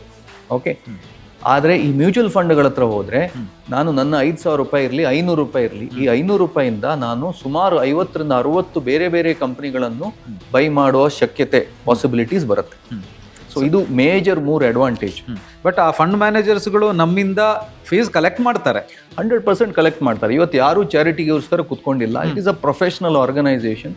ಸೊ ನಿಮಗೆ ಅವರು ಟೈಮ್ ಕೊಡ್ತಾರೆ, ಅವರ ಎಕ್ಸ್ಪರ್ಟೀಸ್ ಕೊಡ್ತಾರೆ ಅಂತ ಆದರೆ ಡೆಫಿನೆಟ್ಲಿ ಅದಕ್ಕೊಂದು ಸಣ್ಣ ಫೀಸು ಚಾರ್ಜ್ ಮಾಡೇ ಮಾಡ್ತಾರೆ. ಸೊ ಅದನ್ನು ನೀವು ಏನು ಹೇಳ್ತಾರೆ, ರಿಟರ್ನ್ಸ್ ನಾವು ಏನು ತೋರಿಸ್ತೀವಿ ನಿಮಗೆ, ಅದು ಆಫ್ಟರ್ ದಿಸ್ ಎಕ್ಸ್ಪೆನ್ಸಸ್ಸನ್ನೇ ತೋರಿಸೋದು. ನಿಮ್ಗೇನು ಯಾವುದೇ ಒಂದು ವೆಬ್ಸೈಟಿಗೆ ಹೋಗಿ ನೀವು ರಿಟರ್ನ್ಸ್ ನೋಡ್ತಿರಲ್ಲ, ಅದು ಆಫ್ಟರ್ ದಟ್ ಎಕ್ಸ್ಪೆನ್ಸಸ್ ತೋರಿಸೋದು. ಸೊ ಅದನ್ನೇ ಎಕ್ಸ್ಪೆನ್ಸ್ ರೇಷಿಯೋ ಅಂತ ಹೇಳಿ, ಅದನ್ನೇ ಎಕ್ಸ್ಪೆನ್ಸ್ ರೇಷಿಯೋ ಅಂತ ಹೇಳ್ತೀವಿ. ಸೊ ನೀವೇ ಹೇಳಿದಂತೆ ಅಷ್ಟೊಂದು ವರ್ಷಗಳ ಎಕ್ಸ್ಪೀರಿಯನ್ಸ್ ಇರುವಂಥ ಫಂಡ್ ಮ್ಯಾನೇಜರ್ಗಳೇ ಅದನ್ನು ನಿಭಾಯಿಸ್ತಾರೆ ಅಂತ ಹೇಳಿದಾಗ ರಿಸ್ಕ್ ಇರೋದೇ ಇಲ್ವಾ? ಯಾಕೆಂದ್ರೆ mutual funds are subject to market risk ಅಂತ ಹೇಳುವಂಥದ್ದು ಎಲ್ಲ ಕಡೆ ನಾವು ನೋಡ್ತೀವಿ. ಮ್ಯೂಚುವಲ್ ಫಂಡಲ್ಲಿ ಇನ್ವೆಸ್ಟ್ ಮಾಡೋದಕ್ಕಿಂತ ಮುಂಚೆ ನೋಡೋದೇ ಅದನ್ನು. ಸೊ ಅದು ನೋಡಿಯೇ ತುಂಬ ಜನಕ್ಕೆ ಭಯ ಆಗುತ್ತೆ, ಅಯ್ಯೋ ಇದರಲ್ಲಿ ರಿಸ್ಕ್ ಇದೆ, ಮಾರ್ಕೆಟ್ ರಿಸ್ಕ್ ಇದೆ ಅಂತ. ಏನು ಹೇಳ್ತೀರಿ ಸರ್ ಹಂಗೆ? ಒಂದು, ನೀವು ರಿಸ್ಕ್ ಅನ್ನು ಏನು ಅರ್ಥ ಮಾಡ್ಕೊಂಡಿದ್ದೀರಾ ಅಂತ ಹೇಳೋದು ಒಂದು ಇಂಪಾರ್ಟೆಂಟ್ ವಿಷಯ. ಓಕೆ, ರಿಸ್ಕ್ ಅಂತ ಹೇಳಿದ್ರೆ ಏನು? ರಿಸ್ಕ್ ಅಂತ ಹೇಳಿದ್ರೆ ಸರ್ ನಂದು ದುಡ್ಡು ಇಟ್ಕೊಂಡು ಓಡಿ ಹೋಗೋ ಚಾನ್ಸಸ್ ಇದೆಯಾ ಅಂತ ಒಂದು ಪ್ರಶ್ನೆ. ಓಕೆ, ಅಂಥದ್ದು ವಿಷಯ ಇಲ್ಲ ಮ್ಯೂಚುವಲ್ ಫಂಡ್ಗಳಲ್ಲಿ. ಯಾಕೆಂದ್ರೆ ಆ ಮ್ಯೂಚುವಲ್ ಫಂಡ್ ಸ್ಟ್ರಕ್ಚರೇ ಹಂಗಿದೆ. ಸೊ ದುಡ್ಡು ಇಟ್ಕೊಂಡು ಹೋಗೋಂಗಿಲ್ಲ. ಯಾಕೆ ಅಂತ ಹೇಳಿದ್ರೆ ಮ್ಯೂಚುವಲ್ ಫಂಡ್ಗಳ ಹತ್ರ ದುಡ್ಡು, ನಿಮ್ಮ ದುಡ್ಡು ಏನಿದೆ, ಅವರು ಪೋರ್ಟ್ಫೋಲಿಯೋ ಡಿಸೈನ್ ಮಾಡ್ಲಿಕ್ಕೆ ಮಾತ್ರ ಅವರಿಗೆ ರೈಟ್ಸ್ ಇರೋದೇ ವಿರ ಆ ಕಲೆಕ್ಟ್ ಮಾಡಿರೋ ದುಡ್ಡು ಏನಿದೆ ಅದು ಥರ್ಡ್ ಪಾರ್ಟಿ ಒಂದು ಡೆಪಾಸಿಟರಿ ಅಥವಾ ಕಸ್ಟೋಡಿಯನ್ ಅಂತ ಇರ್ತಾರೆ, ಅವ್ರ ಹತ್ರ ಇರುತ್ತೆ. ಅದು ಫೈನಲಿ NSDL CDSL ಅಲ್ಲಿ ಇರುತ್ತೆ. ಸೊ ನಿಮ್ಮ ದುಡ್ಡು ಇಟ್ಕೊಂಡು ಓಡಿ ಹೋಗೋದು ಚಾನ್ಸಸ್ಗಳಿಲ್ಲ. That is first. ರಿಸ್ಕ್ ಅನ್ನು ಹೇಗೆ ಅರ್ಥ ಮಾಡ್ಕೊಳ್ತೀರಾ? ನಾವು ಮ್ಯೂಚುವಲ್ ಫಂಡ್ ಅಡ್ವರ್ಟೈಸ್ಮೆಂಟ್ಗಳಲ್ಲಿ ಹೇಳ್ತೀವಿ mutual funds are subject to market risk ಅಂತ ಹೇಳಿದ್ರೆ ಏನು? ಮಾರ್ಕೆಟ್ ರಿಸ್ಕ್ ಅಂತ ಹೇಳಿದ್ರೆ ಏನು? ಮಾರ್ಕೆಟ್ ರಿಸ್ಕ್ ಅಂತ ಹೇಳಿದ್ರೆ ನೀವು ಅಂಡರ್ಲೈಯಿಂಗ್ ಎಸೆಟ್ ಅಂತ ಹೇಳಿದ್ರೆ ನಾವು ಯಾವುದ್ರಲ್ಲಿ ಇನ್ವೆಸ್ಟ್ ಮಾಡ್ತಾ ಇದ್ದೀವಿ, ಬಾಂಡ್ಸ್ ಇರ್ಬೋದು, ಗೋಲ್ಡ್ ಇರ್ಬೋದು, ನಿಮ್ಮದು ರಿಯಲ್ ಎಸ್ಟೇಟ್ ಇರ್ಬೋದು, ಅಥವಾ ಸ್ಟಾಕ್ ಮಾರ್ಕೆಟ್ ಇರ್ಬೋದು, ಅದರಲ್ಲಿ ಯಾವ್ದು ಇನ್ವೆಸ್ಟ್ ಮಾಡ್ತಾ ಇದ್ದೀವಿ ಅದು because of various reasons, geopolitical reason ಇರ್ಬೋದು ಅಥವಾ ಕಂಪನಿ ಸ್ಪೆಸಿಫಿಕ್ ರೀಸನ್ ಇರ್ಬೋದು, ಇದರಿಂದ ಅದರದ್ದು ಪ್ರೈಸ್ ಮೇಲೆ ಕೆಳಗೆ ಹೋಗ್ತಾ ಇರುತ್ತೆ. So mutual funds are subject to volatility ಅಂತ ಹೇಳಿದ್ರೆ ಈ ಯಾವುದರ ಮೇಲೆ ನೀವು ಇನ್ವೆಸ್ಟ್ ಮಾಡಿದ್ದೀರಾ ಅದು ಮೇಲೆ ಕೆಳಗೆ ಹೋಗ್ತಾ ಇರಬೇಕಾದ್ರೆ ನಿಮ್ಮ ಹೂಡಿಕೆನೂ ಮೇಲೆ ಕೆಳಗೆ ಹೋಗ್ತಾ ಇರುತ್ತೆ ಅಂತ ಹೇಳೋ ಒಂದು ವಿಷಯ ಅದು. ಹಾಗಂತ ಹೇಳಿದ್ರೆ ಸರ್ ಹಾಕಿದ ದುಡ್ಡು ಗ್ರೋವೇ ಆಗೋದಿಲ್ವಾ ಅಂತೇನೇ ಇಲ್ಲ. Point number 1. ಸೊ ಆ ಅಂಡರ್ಲೈಯಿಂಗ್ ಎಸೆಟ್ ಹೇಗೆ ಗ್ರೋ ಆಗ್ತಾ ಇರುತ್ತೆ ಇದೂ ಹಾಗೇನೆ ಗ್ರೋ ಆಗ್ತಾ ಇರುತ್ತೆ. Correct. Second important thing, mutual funds ಅಂತ ಹೇಳಿದ ಕೂಡಲೇ ಸ್ಟಾಕ್ ಮಾರ್ಕೆಟ್ ರಿಲೇಟೆಡ್ ಇನ್ವೆಸ್ಟ್ಮೆಂಟ್ಸ್ ಅಂತ ಒಂದು ತಪ್ಪು ಭಾವನೆ ಇದೆ. ಜಸ್ಟ್ ಒಂದು ಹೇಳೋದಾದ್ರೆ, ನೀವು ಮ್ಯೂಚುವಲ್ ಫಂಡ್ಸ್ಗಳಲ್ಲಿ ಇನ್ವೆಸ್ಟ್ ಮಾಡುವಾಗ ನಿಮಗೆ ಬಾಂಡ್ ಮ್ಯೂಚುವಲ್ ಫಂಡ್ಸ್ಗಳು ಇದಾವೆ. ಓಕೆ, ಡೆಟ್ ಅಂತ ಹೇಳ್ತೀವಿ. ಅದರಲ್ಲಿ ನಿಮಗೆ ಸ್ಟಾಕ್ ಮಾರ್ಕೆಟ್ ರಿಸ್ಕ್ ಇಲ್ಲ. ಸಾಧಾರಣ FD ಅಲ್ಲಿ ಎಷ್ಟು ಸಿಗುತ್ತೆ ಅಷ್ಟಕ್ಕೆ ಸ್ವಲ್ಪ 0.5% ಆಚೆ ಈಚೆ ನಿಮಗೆ ರಿಟರ್ನ್ಸ್ ಸಿಗುತ್ತೆ. ಹಾಗೇನೆ ನಿಮ್ಮದು ಸ್ಟಾಕ್ ಮಾರ್ಕೆಟ್ ರಿಲೇಟೆಡ್ ರಿಟರ್ನ್ಸ್ ತುಂಬ ಹೆಚ್ಚು ಕೊಡುತ್ತೆ, ಬಟ್ ನೀವು ವೆಯ್ಟ್ ಮಾಡಬೇಕು. 7, 8, 10 ಇಯರ್ಸ್ಗೆ ವೆಯ್ಟ್ ಮಾಡೋದವರಿಗೆ ನೀವು ಇವತ್ತಿಂದ 15 ವರ್ಷ 10 ವರ್ಷ ಹಿಂದೆ ರಿಟರ್ನ್ಸ್ ತೆಗೆದು ನೋಡಿದ್ರೆ ಈಸಿಲಿ 12ರಿಂದ 15% ತನಕ ರಿಟರ್ನ್ಸ್ ಬಂದಿದೆ. ಹಾಗೇನೆ combination of equity and debt, hybrid ಅಂತ ಹೇಳ್ತೀವಿ, ಇಂಥ ಪ್ರಾಡಕ್ಟ್ಗಳು ಇದಾವೆ. ಸೊ 5 ವರ್ಷಕ್ಕೆ 6 ವರ್ಷಕ್ಕೆ ಬೇಕಾಗಿರೋ ಇನ್ವೆಸ್ಟ್ಮೆಂಟ್ಸ್ಗಳು ಇದಾವೆ. ರಿಯಲ್ ಎಸ್ಟೇಟ್, ಸರ್ ನನಗೆ ರಿಯಲ್ ಎಸ್ಟೇಟ್ ಬೇಕು, ಬಟ್ ನನಗೆ 50 ಲಕ್ಷ 1 ಕೋಟಿ ಇಲ್ಲ ನನ್ನ ಹತ್ರ, ರಿಯಲ್ ಎಸ್ಟೇಟ್ ಮ್ಯೂಚುವಲ್ ಫಂಡ್ಸ್ಗಳಲ್ಲಿ ಹಾಕಬೇಕು ಅಂತ ಪ್ರಾಡಕ್ಟ್ಸ್ಗಳು ಇದಾವೆ. ಸೊ ರಿಸ್ಕ್ ಅಂತ ಹೇಳಿದ್ರೆ ನಾನು ಹಾಕಿದಂತ ಹಣ ಝೀರೋ ಆಗೋದು ಅಥವಾ ಯಾರೋ ಎತ್ಕೊಂಡು ಹೋಗೋದು ಈ ತರದ ಅಂತದ್ದು ರಿಸ್ಕ್ ಇಲ್ಲ. ನೀವು ಹಾಕಿರೋ ದುಡ್ಡು ಕೆಲವು ಸಲ 1 ಲಕ್ಷ ಹಾಕಿರ್ತೀರಾ, 99,000 95,000 80,000 ಬರ್ಬೋದು, ಬಟ್ ನೀವು ಟೈಮ್ ಕೊಟ್ರೆ ಅದು ರಿಕವರಿ ಹಾಕೊಂಡು ಹೋಗುತ್ತೆ. Okay, super. ಸೊ ಇದು ರಿಸ್ಕ್ ಇರೋದು ವಾಲಟಾಲಿಟಿ ಮೇಲೆ. ಸೊ ನಿಮ್ಗೆ ಹಾಕಿರೋ ದುಡ್ಡು ಹೆಚ್ಚು ಕಡಿಮೆ ಆಗ್ತಾ ಇರುತ್ತೆ, ಅದನ್ನ ತಡ್ಕೊಳ್ಳೋ ನೀವು ಒಂದು ಮೈಂಡ್ ಸೆಟ್ ಅಲ್ಲೇ ಇನ್ವೆಸ್ಟ್ಮೆಂಟ್ ಅಲ್ಲಿ ಬರ್ಬೇಕು. ಸರ್, ಇವಾಗ ಸಬ್ಜೆಕ್ಟ್ ಟು ಮಾರ್ಕೆಟ್ ರಿಸ್ಕ್ ಅಂತ ಹೇಳಿದ್ರೆ ಸ್ಟಾಕ್ ಮಾರ್ಕೆಟ್ ಯಾವ ತರ ಏರುಪೇರು ಆಗ್ತಾ ಇರುತ್ತೋ ಅಥವಾ ಏರಿಳಿತಗಳು ಆಗ್ತಾ ಇರ್ತಾವೋ ಅದರ ಎಫೆಕ್ಟ್ ಡೈರೆಕ್ಟ್ ಅಲ್ಲದಿದ್ರು ಕೂಡ ಇಂಡೈರೆಕ್ಟ್ ಆಗಿ ಮ್ಯೂಚುವಲ್ ಫಂಡ್ ಮೇಲೆ ಆಗುತ್ತಾ ಆಗಿದೆ? ಡೆಫಿನೆಟ್ಲಿ ಅದರ ಎಫೆಕ್ಟ್ ಮ್ಯೂಚುವಲ್ ಫಂಡ್ಗಳ ಮೇಲೆ, ನಿಮ್ಮ ಹೂಡಿಕೆ ಮೇಲೆ ಆಗುತ್ತೆ. ಓಕೆ, ಆದರೆ ನೀವು direct stock market, for example ನನ್ನ ಹತ್ರ ಇರೋದು ಒಂದು 10,000 ರೂಪಾಯಿ ಅಥವಾ 1 ಲಕ್ಷ ರೂಪಾಯಿ ಅಂತ ಎಣಿಸ್ಕೊಳ್ಳಿ. ನಾನೊಂದು 5 ಕಂಪನಿ ತಗೊಂಡಿರ್ತೀನಿ. ಸೊ ಆ 5 ಕಂಪನಿ ಇಫೆಕ್ಟ್ ಆಗೋದು ವರ್ಸಸ್ ನಂದು 50 ಕಂಪನಿ ಇಫೆಕ್ಟ್ ಆಗೋದು. ಮ್ಯೂಚುವಲ್ ಫಂಡಲ್ಲಿ ನಾನೊಂದು 50 ಕಂಪನಿಯಲ್ಲಿ ಹಾಕಿರ್ತೀನಿ. ಸೊ 5 ಕಂಪನಿ ಮೇಲೆ ಇಫೆಕ್ಟ್ ಹೆಚ್ಚು ಆಗೋ ಚಾನ್ಸಸ್ ಇದೆ. ಸೊ ಇಲ್ಲಿ ರಿಸ್ಕ್ ಹೆಚ್ಚಿರುತ್ತೆ ಡೈರೆಕ್ಟ್ ಸ್ಟಾಕ್ ಮಾರ್ಕೆಟಲ್ಲಿ, ರಿಟರ್ನ್ಸು ಹೆಚ್ಚಿರೋ ಚಾನ್ಸಸ್ ಇದೆ. ಓಕೆ, ರಿಟರ್ನ್ಸ್ ಯಾವಾಗ ಹೆಚ್ಚಿರುತ್ತೆ? ನಾನು ಸೆಲೆಕ್ಟ್ ಮಾಡಿದೆ 5 ಕಂಪನೀಸ್. ಓಕೆ, ಕಾನ್ಸಂಟ್ರೇಟೆಡ್ ರಿಸ್ಕ್ ಅಂತ ಹೇಳ್ತೀವಿ ನಾವು ಇದಕ್ಕೆ. ಸೊ ನಿಮ್ಮ 1 ಲಕ್ಷ ರೂಪಾಯಿ 5 ಕಂಪನಿಯಲ್ಲಿ ಹಾಕಿದ್ದೀರಾ, ಇಲ್ಲಿ ನಿಮ್ಮ 1 ಲಕ್ಷ ರೂಪಾಯಿ ನಾವು 50 ಕಂಪನಿಗಳಲ್ಲಿ ಹಾಕಿದ್ದೀವಿ. ಸೊ ಇಲ್ಲಿ ರಿಸ್ಕ್ ಹೆಚ್ಚಿರುತ್ತೆ. ಮ್ಯೂಚುವಲ್ ಫಂಡ್ಗಳಲ್ಲಿ ಕಂಪ್ಯಾರಿಟಿವ್ಲಿ ರಿಸ್ಕ್ ಕಡಿಮೆ ಇರುತ್ತೆ, ಯಾಕಂದ್ರೆ ಇದು ಡೈವರ್ಸಿಫೈ ಆಗಿ ಹೋಗುತ್ತೆ. ಓಕೆ ಸರ್, ಇವಾಗ ಇನ್ವೆಸ್ಟ್ಮೆಂಟ್ ಅಂತ ಹೇಳಿ ಬಂದಾಗ ಬಹಳಷ್ಟು ಜನರಲ್ಲಿ ಇರುವಂಥ ಒಂದು ಕಲ್ಪನೆ ಏನು ಅಂತ ಹೇಳಿದ್ರೆ, ನನ್ನ ಹತ್ರ ಜಾಸ್ತಿ ಹಣ ಬೇಕು, ಜಾಸ್ತಿ ಹಣ ಇದ್ರೆ ಮಾತ್ರ ನಾನು ಇನ್ವೆಸ್ಟ್ ಮಾಡಬಹುದು ಅಂತ. ಅದರಲ್ಲೂ ಮ್ಯೂಚುವಲ್ ಫಂಡ್ ಅಂತ ಹೇಳಿ ಬಂದಾಗ ಇಂತಿಷ್ಟು ಇರಲೇಬೇಕು ಅಂತ. ಕೇವಲ 500 ರೂಪಾಯಿಂದ ತಿಂಗಳಿಗೆ 500 ರೂಪಾಯಿ ತರ ಇನ್ವೆಸ್ಟ್ ಮಾಡೋದಕ್ಕೆ, 1000 ರೂಪಾಯಿ ತರ ಇನ್ವೆಸ್ಟ್ ಮಾಡೋದಕ್ಕೂ ಕೂಡ ಅವಕಾಶ ಇದೆಯಾ ಮ್ಯೂಚುವಲ್ ಫಂಡ್ ಅಲ್ಲಿ? ಹೌದು, 500 ರೂಪಾಯಿಂದ ಇನ್ವೆಸ್ಟ್ಮೆಂಟ್ ಮಾಡಬಹುದು. ಬಟ್ ಅದಕ್ಕಿಂತ ಮುಂಚೆ ನಿಮ್ಮ ಪ್ರಶ್ನೆಗೆ ಒಂದು ಒಳ್ಳೆ ಇದು ಕೊಡ್ತೀನಿ. ಜನರ ಹತ್ರ ಏನಿದೆ ಅಂತ ಹೇಳಿದ್ರೆ, ನಾನು ದುಡ್ಡು ಬಂದ ಮೇಲೆ ಇನ್ವೆಸ್ಟ್ಮೆಂಟ್ ಮಾಡ್ತೀನಿ ಕರೆಕ್ಟ್ ಅಂತ ಹೇಳೋ ಒಂದು ಭಾವನೆ ಇದೆ. ಸೊ ದುಡ್ಡು ಆದ್ಮೇಲೆ ಇನ್ವೆಸ್ಟ್ಮೆಂಟ್ ಮಾಡ್ತೀನಿ ಅಂತ ಹೇಳೋ ಒಂದು ಭಾವನೆ ಇದೆ. ಅದು ದುಡ್ಡು ಆಗೋದಿಲ್ಲ. ದುಡ್ಡು ಆಗ್ಬೇಕಾದ್ರೆ ಇನ್ವೆಸ್ಟ್ಮೆಂಟ್ ಮಾಡಲೇಬೇಕು. ಸೊ ಇದೆಂತ ಕೋಳಿ ಮೊದಲ ಮೊಟ್ಟೆ ಮೊದಲ ಅಂತ ಹೇಳೋ ಪ್ರಶ್ನೆ. ಸೊ ನಿಮ್ಗೆ ಎಷ್ಟು ಸಾಧ್ಯ ಆಗತ್ತೆ ಅಲ್ಲಿಂದ ಸ್ಟಾರ್ಟ್ ಮಾಡಿ. ಓಕೆ, ಅದಕ್ಕೆ ಮ್ಯೂಚುವಲ್ ಫಂಡ್ ಕಂಪನಿಗಳು 500 ಅಲ್ಲ, ಈಗ 100 ರೂಪಾಯಿಗೂ ಬಂದ್ಬಿಟ್ಟಿದ್ದಾರೆ. ಸೊ ಗೌರ್ಮೆಂಟ್ ಸೆಬಿ ಅವರಿಗೆ ಹೇಳಿದೆ ಏನಂತ ಹೇಳಿದ್ರೆ 100 ರೂಪಾಯಿದು ಸ್ಕೀಮ್ಸ್ ಲಾಂಚ್ ಮಾಡಿ ಅಂತ ಹೇಳಿ. ಸೊ 100 ರೂಪಾಯಿಂದಲೂ ಸ್ಟಾರ್ಟ್ ಮಾಡೋ ಒಂದು ಆಪ್ಷನ್ ಇದೆ. ನಿಮ್ಗೆ ಅಟ್ಲೀಸ್ಟ್ ಕಲೀಲಿಕ್ಕಾದ್ರೂ ನೀವು ಸ್ಟಾರ್ಟ್ ಮಾಡಬಹುದು. ಸೊ 100 ರೂಪಾಯಿ ಮಂತ್ಲಿ, 100 ರೂಪಾಯಿ ಮಂತ್ಲಿ ಇನ್ವೆಸ್ಟ್. ಎಕ್ಸಾಂಪಲ್ ಕೊಡ್ಬೋದು ಸರ್ ಫಂಡ್ಸ್ ಇದ್ದು ಯಾವ್ದಾದ್ರು? 100 ರೂಪಾಯಿ ನನ್ಗೆ ಗೊತ್ತಿರೋ ಹಂಗೆ SBI ನವರು ಸ್ಟಾರ್ಟ್ ಮಾಡಿದ್ದಾರೆ 100 ರೂಪಾಯಿ ಮಂತ್ಲಿ SIP. ರಿಲಯನ್ಸ್ ನವರು ಇರ್ಬೋದು, ಅವ್ರದ್ದು ಸ್ಟಾರ್ಟ್ ಮಾಡಿ. ಸೊ ನೀವು ಕೆಲವು ಮ್ಯೂಚುವಲ್ ಫಂಡ್ಗಳು ಮಾಡಿದ್ದಾರೆ. ಸೊ ಬಟ್ 500 ಇವತ್ತಿನ ದಿನದಲ್ಲಿ 500ರಿಂದ ಅಟ್ಲೀಸ್ಟ್ ಸ್ಟಾರ್ಟ್ ಮಾಡಿ ನೀವು ಮುಂದೆ ಹೋಗ್ಬೋದು. ಆ ಆಪ್ಷನ್ ಅವೈಲೇಬಲ್ ಇದೆ. ಸೊ ಒಂದು ನಿಮಗೆ ಆ ಹ್ಯಾಬಿಟ್ ಬರಬೇಕು. ಇಟ್ ಇಸ್ 500 ರೂಪಾಯಿ ಅಥವಾ 1,000 ರೂಪಾಯಿ ವಿಷಯ ಅಲ್ಲ, ಅದು ನಿಮಗೆ ಹೂಡಿಕೆ ಮಾಡೋ ಒಂದು ಹ್ಯಾಬಿಟ್ ಬರಬೇಕು. ಅದೊಂದು ಹ್ಯಾಬಿಟ್, ಸೇವ್ ಮಾಡೋದೊಂದು ಹ್ಯಾಬಿಟ್. ಸೊ ಹೂಡಿಕೆ ಮಾಡೋದು, ಸೇವ್ ಮಾಡೋದು ಒಂದು ಹ್ಯಾಬಿಟ್ ಬರಬೇಕಾದ್ರೆ ನೀವು ಅಟ್ಲೀಸ್ಟ್ ಒಂದು ಸ್ಟಾರ್ಟ್ ಮಾಡಬೇಕು. ಆ ಹ್ಯಾಬಿಟ್ ಹೆಂಗೆ ಸ್ಟಾರ್ಟ್ ಮಾಡೋದು ಅಂತ ಒಳ್ಳೆ ಪ್ರಶ್ನೆ. ಹ್ಯಾಬಿಟ್ ಹೇಗೆ ಸ್ಟಾರ್ಟ್ ಮಾಡಬೇಕು ಅಂತ ಹೇಳಿದ್ರೆ ಫಸ್ಟ್ ಆ್ಯಕ್ಷನ್ ತಗೋಬೇಕು. ಓಕೆ, ನೀವು ಹೋಗಿ ಒಂದು ಸ್ಟಾರ್ಟ್ ಮಾಡಿ.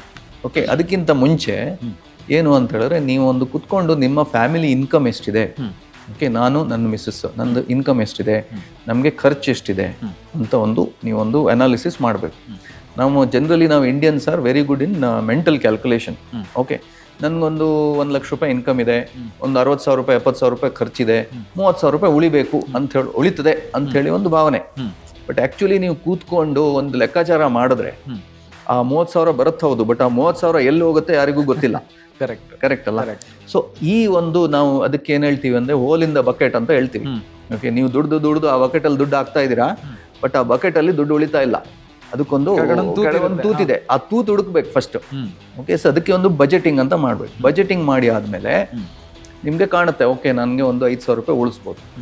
ನಮಗೆ ಕಾಲೇಜಸಲ್ಲಿ ಕಲಿಸ್ಕೊಟ್ಟಿದ್ದೇನು, income minus expenditure is equal to savings ಅಂಥೇಳಿ. ಸೊ ಈ ಒಂದು ಫಾರ್ಮುಲಾ ಏನಿದೆ ಆ್ಯಕ್ಚುಲಿ ಪ್ರಾಕ್ಟಿಕಲಿ ನಾವು ಮಾಡ್ಲಿಕ್ಕೆ ಹೋದರೆ ಅಷ್ಟೊಂದು ವರ್ಕೌಟ್ ಆಗೋದಿಲ್ಲ. ಯಾಕಂದರೆ income minus expenditure always zero. So ಹೀಗಿರ್ಬೇಕಾದ್ರೆ ಇದನ್ನು ಸ್ವಲ್ಪ ಚೇಂಜ್ ಮಾಡಬೇಕಾಗತ್ತೆ. So income minus savings is equal to expenditure. ನಿಮ್ಮ ಮೊದಲ ಖರ್ಚೇ ಉಳಿತಾಯ, ಅದನ್ನು ಮಾಡಬೇಕು. ಸೊ ಇದು ತುಂಬ ಕಷ್ಟ ಇದೆ, ಸುಲಭ ಇಲ್ಲ ಹೇಳಿದಷ್ಟು. So income minus savings. So ನಾನು 5,000 ಸೇವ್ ಮಾಡಿಯೇ ಮಾಡ್ತೀನಿ, ನಾನೊಂದು ಇನ್ನು 2,000 ರೂಪಾಯಿ ಸೇವ್ ಮಾಡಿಯೇ ಮಾಡ್ತೀನಿ ಅಂಥೇಳಿ ಮಾಡಿ ಉಳಿದದ್ದನ್ನು ಖರ್ಚು ಮಾಡಬೇಕು. ಫಾರ್ ಎಕ್ಸಾಂಪಲ್ಗೆ 25,000 ರೂಪಾಯಿ ಒಬ್ಬ ವ್ಯಕ್ತಿಗೆ ಸಂಬಳ ಇದೆ ಪ್ರತಿ ತಿಂಗಳು ಅಂತ ಹೇಳಿದ್ರೆ, ನಾನು 5,000 ರೂಪಾಯಿಯನ್ನ ಸೇವಿಂಗ್ ಮಾಡೇ ಮಾಡ್ತೀನಿ ಅಂತ ಹೇಳಬೇಕು. ಸೊ 25,000ದಿಂದ 5,000 ಮೈನಸ್ ಮಾಡಿದ್ರೆ 20,000ದಲ್ಲಿ ನನ್ನ ಎಕ್ಸ್ಪೆಂಡಿಚರ್ಗಳನ್ನು ಮುಗಿಸ್ಬೇಕು. ಹೌದು, ಮುಗಿಸ್ಬೇಕು. ಸ್ವಲ್ಪ ಸ್ಯಾಕ್ರಿಫೈಸ್ ಮಾಡಬೇಕಾಗತ್ತೆ. ಸರ್, ನೀವೇ ಹೇಳಿದಂಗೆ ಫಾರ್ ಎಕ್ಸಾಂಪಲ್ ಒಬ್ಬ ವ್ಯಕ್ತಿಗೆ 25,000 ರೂಪಾಯಿ ಸಂಬಳ ಇದ್ರೆ ಆತ ಯಾವ ಥರ ಪ್ಲಾನ್ ಮಾಡಬೇಕು? ಸೊ 25,000 ರೂಪಾಯಿ ಸಂಬಳ ಇದೆಯಾದ್ರೆ ಅವ್ರು ಕುತ್ಕೊಂಡು ಒಂದು ಬಜೆಟ್ ಮಾಡಲಿ, ಗಂಡ ಹೆಂಡತಿ ಕುತ್ಕೊಂಡು, ಏನು ನನಗೆ ಇಷ್ಟು ಸಂಬಳ ಇದೆ, ನಮ್ಮ ಖರ್ಚು ಸ್ಕೂಲ್ ಫೀಸ್ ಎಷ್ಟಿದೆ, ಬಾಡಿಗೆ ಎಷ್ಟಿದೆ, ಇದೆಲ್ಲ ಒಂದು ಲೆಕ್ಕಾಚಾರ ಹಾಕಿ ಒಂದು 20% ಬಫರ್. ಯಾಕಂದ್ರೆ ಕೆಲವು ಸಲ ನಮ್ಗೆ ಲೆಕ್ಕಾಚಾರ ಸಿಗೋದಿಲ್ಲ. ಅದು ಬಿಟ್ಟು ಉಳಿದದ್ದನ್ನು ನಾವು ಸೇವಿಂಗ್ಸ್ ಮಾಡಬೇಕು. ಆ ಸೇವಿಂಗ್ಸ್ ಅನ್ನು ಸಪೋಸ್ 5,000 ರೂಪಾಯಿ ನಿಮ್ಗೆ ಉಳಿತಾ ಇದೆ, ಅದರಲ್ಲಿ 2 ಪೀಸ್ ಮಾಡಲಿ. 2,500 ರೂಪಾಯಿ ಎಮರ್ಜೆನ್ಸಿ ಫಂಡ್ ಅಂತೇಳಿ ಒಂದು ಸಪ್ರೇಟ್ ಆಗಿ ತೆಗೆದಿಡಬೇಕು. ಇನ್ನೂ 2,500 ರೂಪಾಯಿಯನ್ನು ನೀವು ಇನ್ವೆಸ್ಟ್ಮೆಂಟ್ಗೋಸ್ಕರ ಹಾಕಿಡಬೇಕು. ಸೊ ಹೀಗೆ ಪ್ಲಾನ್ ಮಾಡ್ಕೊಂಡು ಹೋಗ್ಬೇಕು. ಅಟ್ಲೀಸ್ಟ್ ಸ್ಟಾರ್ಟ್ ಮಾಡಿದ್ರೆ, ಈಗ ಇವತ್ತು ಕೇಳ್ತಾ ಇರೋರು ಇವತ್ತು ಅವ್ರ ಹತ್ರ ದುಡ್ಡು ಇರ್ಲಿಕ್ಕಿಲ್ಲ, ಬಟ್ ಅಟ್ಲೀಸ್ಟ್ ಹೀಗೆ ಒಂದು ಮಾಡಬೇಕಂತೆ ಅಂತೇಳಿ ಒಂದು ಮನಸ್ಸಲ್ಲಿದ್ದರೆ ಒಂದು 3 ಮಂತ್ಸ್ ನಂತರ ಅಟ್ಲೀಸ್ಟ್ ಅವರು ಇದನ್ನು ಸ್ಟಾರ್ಟ್ ಮಾಡ್ತಾರೆ. ಸೊ ಸ್ಟಾರ್ಟ್ ಮಾಡ್ಲಿಕ್ಕೂ ಮ್ಯೂಚುವಲ್ ಫಂಡ್ ಬೆಸ್ಟ್ ಅಂತ ಹೇಳ್ತೀರಾ? ಸ್ಟಾರ್ಟ್ ಮಾಡ್ಲಿಕ್ಕೂ ಮ್ಯೂಚುವಲ್ ಫಂಡ್ಸ್ ಬೆಸ್ಟ್. ಓಕೆ, ಅವರಾಗೆ ಮಾಡೋದು ಬೆಸ್ಟ್ ಅಥವಾ ಏನು ಸಜೆಸ್ಟ್ ಮಾಡ್ತೀರಾ ನೀವು? ನಿಮಗೆ ಎಲ್ಲ ಗೊತ್ತಿದೆ, ನನಗೆ ಮ್ಯೂಚುವಲ್ ಫಂಡ್ಸ್ ಗೊತ್ತಿದೆ, ಸ್ಟಾಕ್ ಮಾರ್ಕೆಟ್ ಗೊತ್ತಿದೆ, ಲಾರ್ಜ್ ಕ್ಯಾಪ್ ಅಂದರೆ ಏನು, ಮ್ಯೂಚುವಲ್ ಫಂಡ್ಸ್, ಸ್ಮಾಲ್ ಕ್ಯಾಪ್ ಎಲ್ಲ ಗೊತ್ತಿದೆ ನಿಮಗೆ ಅಂತಾದರೆ ನಿಮಗೆ ಯಾವುದಾದ್ರೂ ಆ್ಯಪ್ ಡೌನ್ಲೋಡ್ ಮಾಡ್ಕೊಂಡು ಇನ್ವೆಸ್ಟ್ಮೆಂಟ್ ಮಾಡಿ. ಸರ್, ನಂಗೆ ಗೊತ್ತಿಲ್ಲ, ನನಗೆ ಗೈಡೆನ್ಸ್ ಬೇಕು, ನನಗೆ ಮಾರ್ಕೆಟ್ ಬಿದ್ದಾಗ ಇಲ್ಲಿ ಹೆದರಿಕೆ ಆಗುತ್ತೆ, ಅಥವಾ ನನಗೆ ಗೈಡೆನ್ಸ್ ಇದ್ದರೆ ಒಳ್ಳೆಯದು, ನಾನು ತುಂಬ ತಲೆ ಕೆಡಿಸ್ಕೊಳ್ಳೋದಿಲ್ಲ, ನೀವು ಹೇಳಿದಷ್ಟು ನಾನು ಮಾಡ್ತೀನಿ ಅಂತ ಹೇಳಿದ್ರೆ ಅವರ ಮ್ಯೂಚುವಲ್ ಫಂಡ್ ಡಿಸ್ಟ್ರಿಬ್ಯೂಟರ್ಸ್ಗಳನ್ನು ಹುಡುಕ್ಲಿ. ಅದಲ್ಲದೆ ಮ್ಯೂಚುವಲ್ ಫಂಡ್ ಅಡ್ವೈಸರ್ಸ್ ಅಂತ ಇರ್ತಾರೆ. ಸೊ ಅವ್ರ ಹತ್ರ ಹೋಗಿ ಅವ್ರ ಹತ್ರ ಕೂತ್ಕೊಂಡು ಅರ್ಥ ಮಾಡಿಕೊಂಡು ಲಾಂಗ್ ಟರ್ಮಿಗೆ ಪ್ಲಾನ್ ಮಾಡಿ. ಎಸ್ ಸರ್, ಒಂದು ಒಳ್ಳೆಯ ಪಾಯಿಂಟ್ ಹೇಳಿದ್ರಿ. 100 ರೂಪಾಯಿಯಿಂದನೂ ಕೂಡ ನೀವು ಮ್ಯೂಚುವಲ್ ಫಂಡಲ್ಲಿ ಇನ್ವೆಸ್ಟ್ಮೆಂಟ್ ಮಾಡೋದಕ್ಕೆ ಸಾಧ್ಯ. ಒಂದು ಮಿನಿಮಮ್ ಈಗಿನ ಇದು ನೋಡಿದಾಗ 500 ರೂಪಾಯಿ ಆದರೂ ತಿಂಗಳಿಗೆ ಇದ್ರೆ ಬೆಸ್ಟ್ ಅಂತೇಳಿ. ಸೊ ಈಗ ಒಂದು ಪಾಯಿಂಟ್ ಬರುತ್ತೆ, ರೆಗ್ಯುಲರ್ ಬೆಸ್ಟಾ ಡೈರೆಕ್ಟ್ ಬೆಸ್ಟಾ ಅಂತ. ಈ ರೆಗ್ಯುಲರ್ ಮತ್ತು ಡೈರೆಕ್ಟ್ನ ಡಿಫ್ರೆನ್ಸ್ ಏನು ಸರ್? ಸೊ ರೆಗ್ಯುಲರ್ ಅಂತ ಹೇಳಿದ್ರೆ ಯಾವುದೇ ಒಂದು ಪ್ರಾಡಕ್ಟ್ ನೀವು ತಗೋಬೇಕಾದ್ರೆ ಅದಕ್ಕೊಂದು ಮಿಡ್ಲ್ ಮ್ಯಾನ್ ಅಂತ ಇರ್ತಾರೆ. ಓಕೆ, ಸೊ ರೆಗ್ಯುಲರ್ ಅಂತ ಹೇಳಿದ್ರೆ ನಿಮಗೆ ಅಲ್ಲಿ ಒಬ್ರು ಮ್ಯೂಚುವಲ್ ಫಂಡ್ ಡಿಸ್ಟ್ರಿಬ್ಯೂಟರ್ ಅಂತ ಇರ್ತಾರೆ. ಸೊ ಆ ಮ್ಯೂಚುವಲ್ ಫಂಡ್ ಡಿಸ್ಟ್ರಿಬ್ಯೂಟರ್ ನಿಮಗೆ ಗೈಡ್ ಮಾಡಿದ್ದಕ್ಕೆ ಅವರಿಗೆ ಎಷ್ಟೋ ಒಂದು ಕಮಿಷನ್ ಅಂತ ಹೋಗುತ್ತೆ. ಓಕೆ, ಸೊ ಇದನ್ನು ನಾವು ರೆಗ್ಯುಲರ್ ಅಂತ ಹೇಳ್ತೀವಿ. ಈಗ ನಾನು ಹೇಳಿದ್ದು ನಿಮಗೆ ಪ್ಲ್ಯಾನ್ ಮಾಡಬೇಕು, ಬಜೆಟಿಂಗ್ ಮಾಡಬೇಕು, ಅದರಲ್ಲಿ ಎಷ್ಟು ನಿಮ್ಮದು ಎಮರ್ಜೆನ್ಸಿ ಫಂಡಿಗೆ ಹೋಗಬೇಕು, ಇದೆಲ್ಲ ಡಿಸೈಡ್ ಮಾಡೋದು ನಿಮ್ಮ ಮ್ಯೂಚುವಲ್ ಫಂಡ್ ಡಿಸ್ಟ್ರಿಬ್ಯೂಟರ್ಸ್. ಅವರೊಂದು ಒಳ್ಳೆ ಪ್ಲ್ಯಾನ್ ಮಾಡಿ ನಿಮಗೆ ಹೀಗೆ ಇನ್ವೆಸ್ಟ್ ಮಾಡಿ, ಇಂಥ ಒಂದು ಒಳ್ಳೆ ಫಂಡ್ಸ್ಗಳಿದ್ದಾವೆ, ಇದೆಲ್ಲ ಗೈಡ್ ಮಾಡ್ತಾರೆ. ಸೊ ಇದಕ್ಕೆ ಅವರಿಗೊಂದು ಫೀಸ್ ಹೋಗುತ್ತೆ. ಯಾರಿಗೂ ನೀವು ಕೊಡಲಿಕ್ಕಿಲ್ಲ ಫೀಸು, ನಿಮಗೆ ಆ ಮ್ಯೂಚುವಲ್ ಫಂಡ್ ಕಂಪನಿಯವರು ಅವರಿಗೆ ಫೀಸ್ ಕೊಡ್ತಾರೆ. ಸೊ ಇದಕ್ಕೆ ನಾವು ರೆಗ್ಯುಲರ್ ಅಂತ ಹೇಳ್ತೀವಿ. ಓಕೆ, ಡೈರೆಕ್ಟ್ ಅಂತ ಹೇಳಿದ್ರೆ ನೀವು ಡೈರೆಕ್ಟ್ ಹೋಗಿ ಡಾಕ್ಟರ್ ಹತ್ರ ಹೋಗದೆ ಡೈರೆಕ್ಟ್ ಹೋಗಿ ಮೆಡಿಕಲ್ ಶಾಪ್ ಹತ್ರ ಒಂದು ಮೆಡಿಸಿನ್ ತಗೊಂಡು ಬಂದಂಗೆ. ಓಕೆ, ನೀವು ಆ ಡಾಕ್ಟ್ರಿಗೆ ಕೊಡೋ ಒಂದು ಫೀಸ್ ಏನಿದೆ ಅದು ನಿಮಗೆ ಸೇವ್ ಆಗುತ್ತೆ.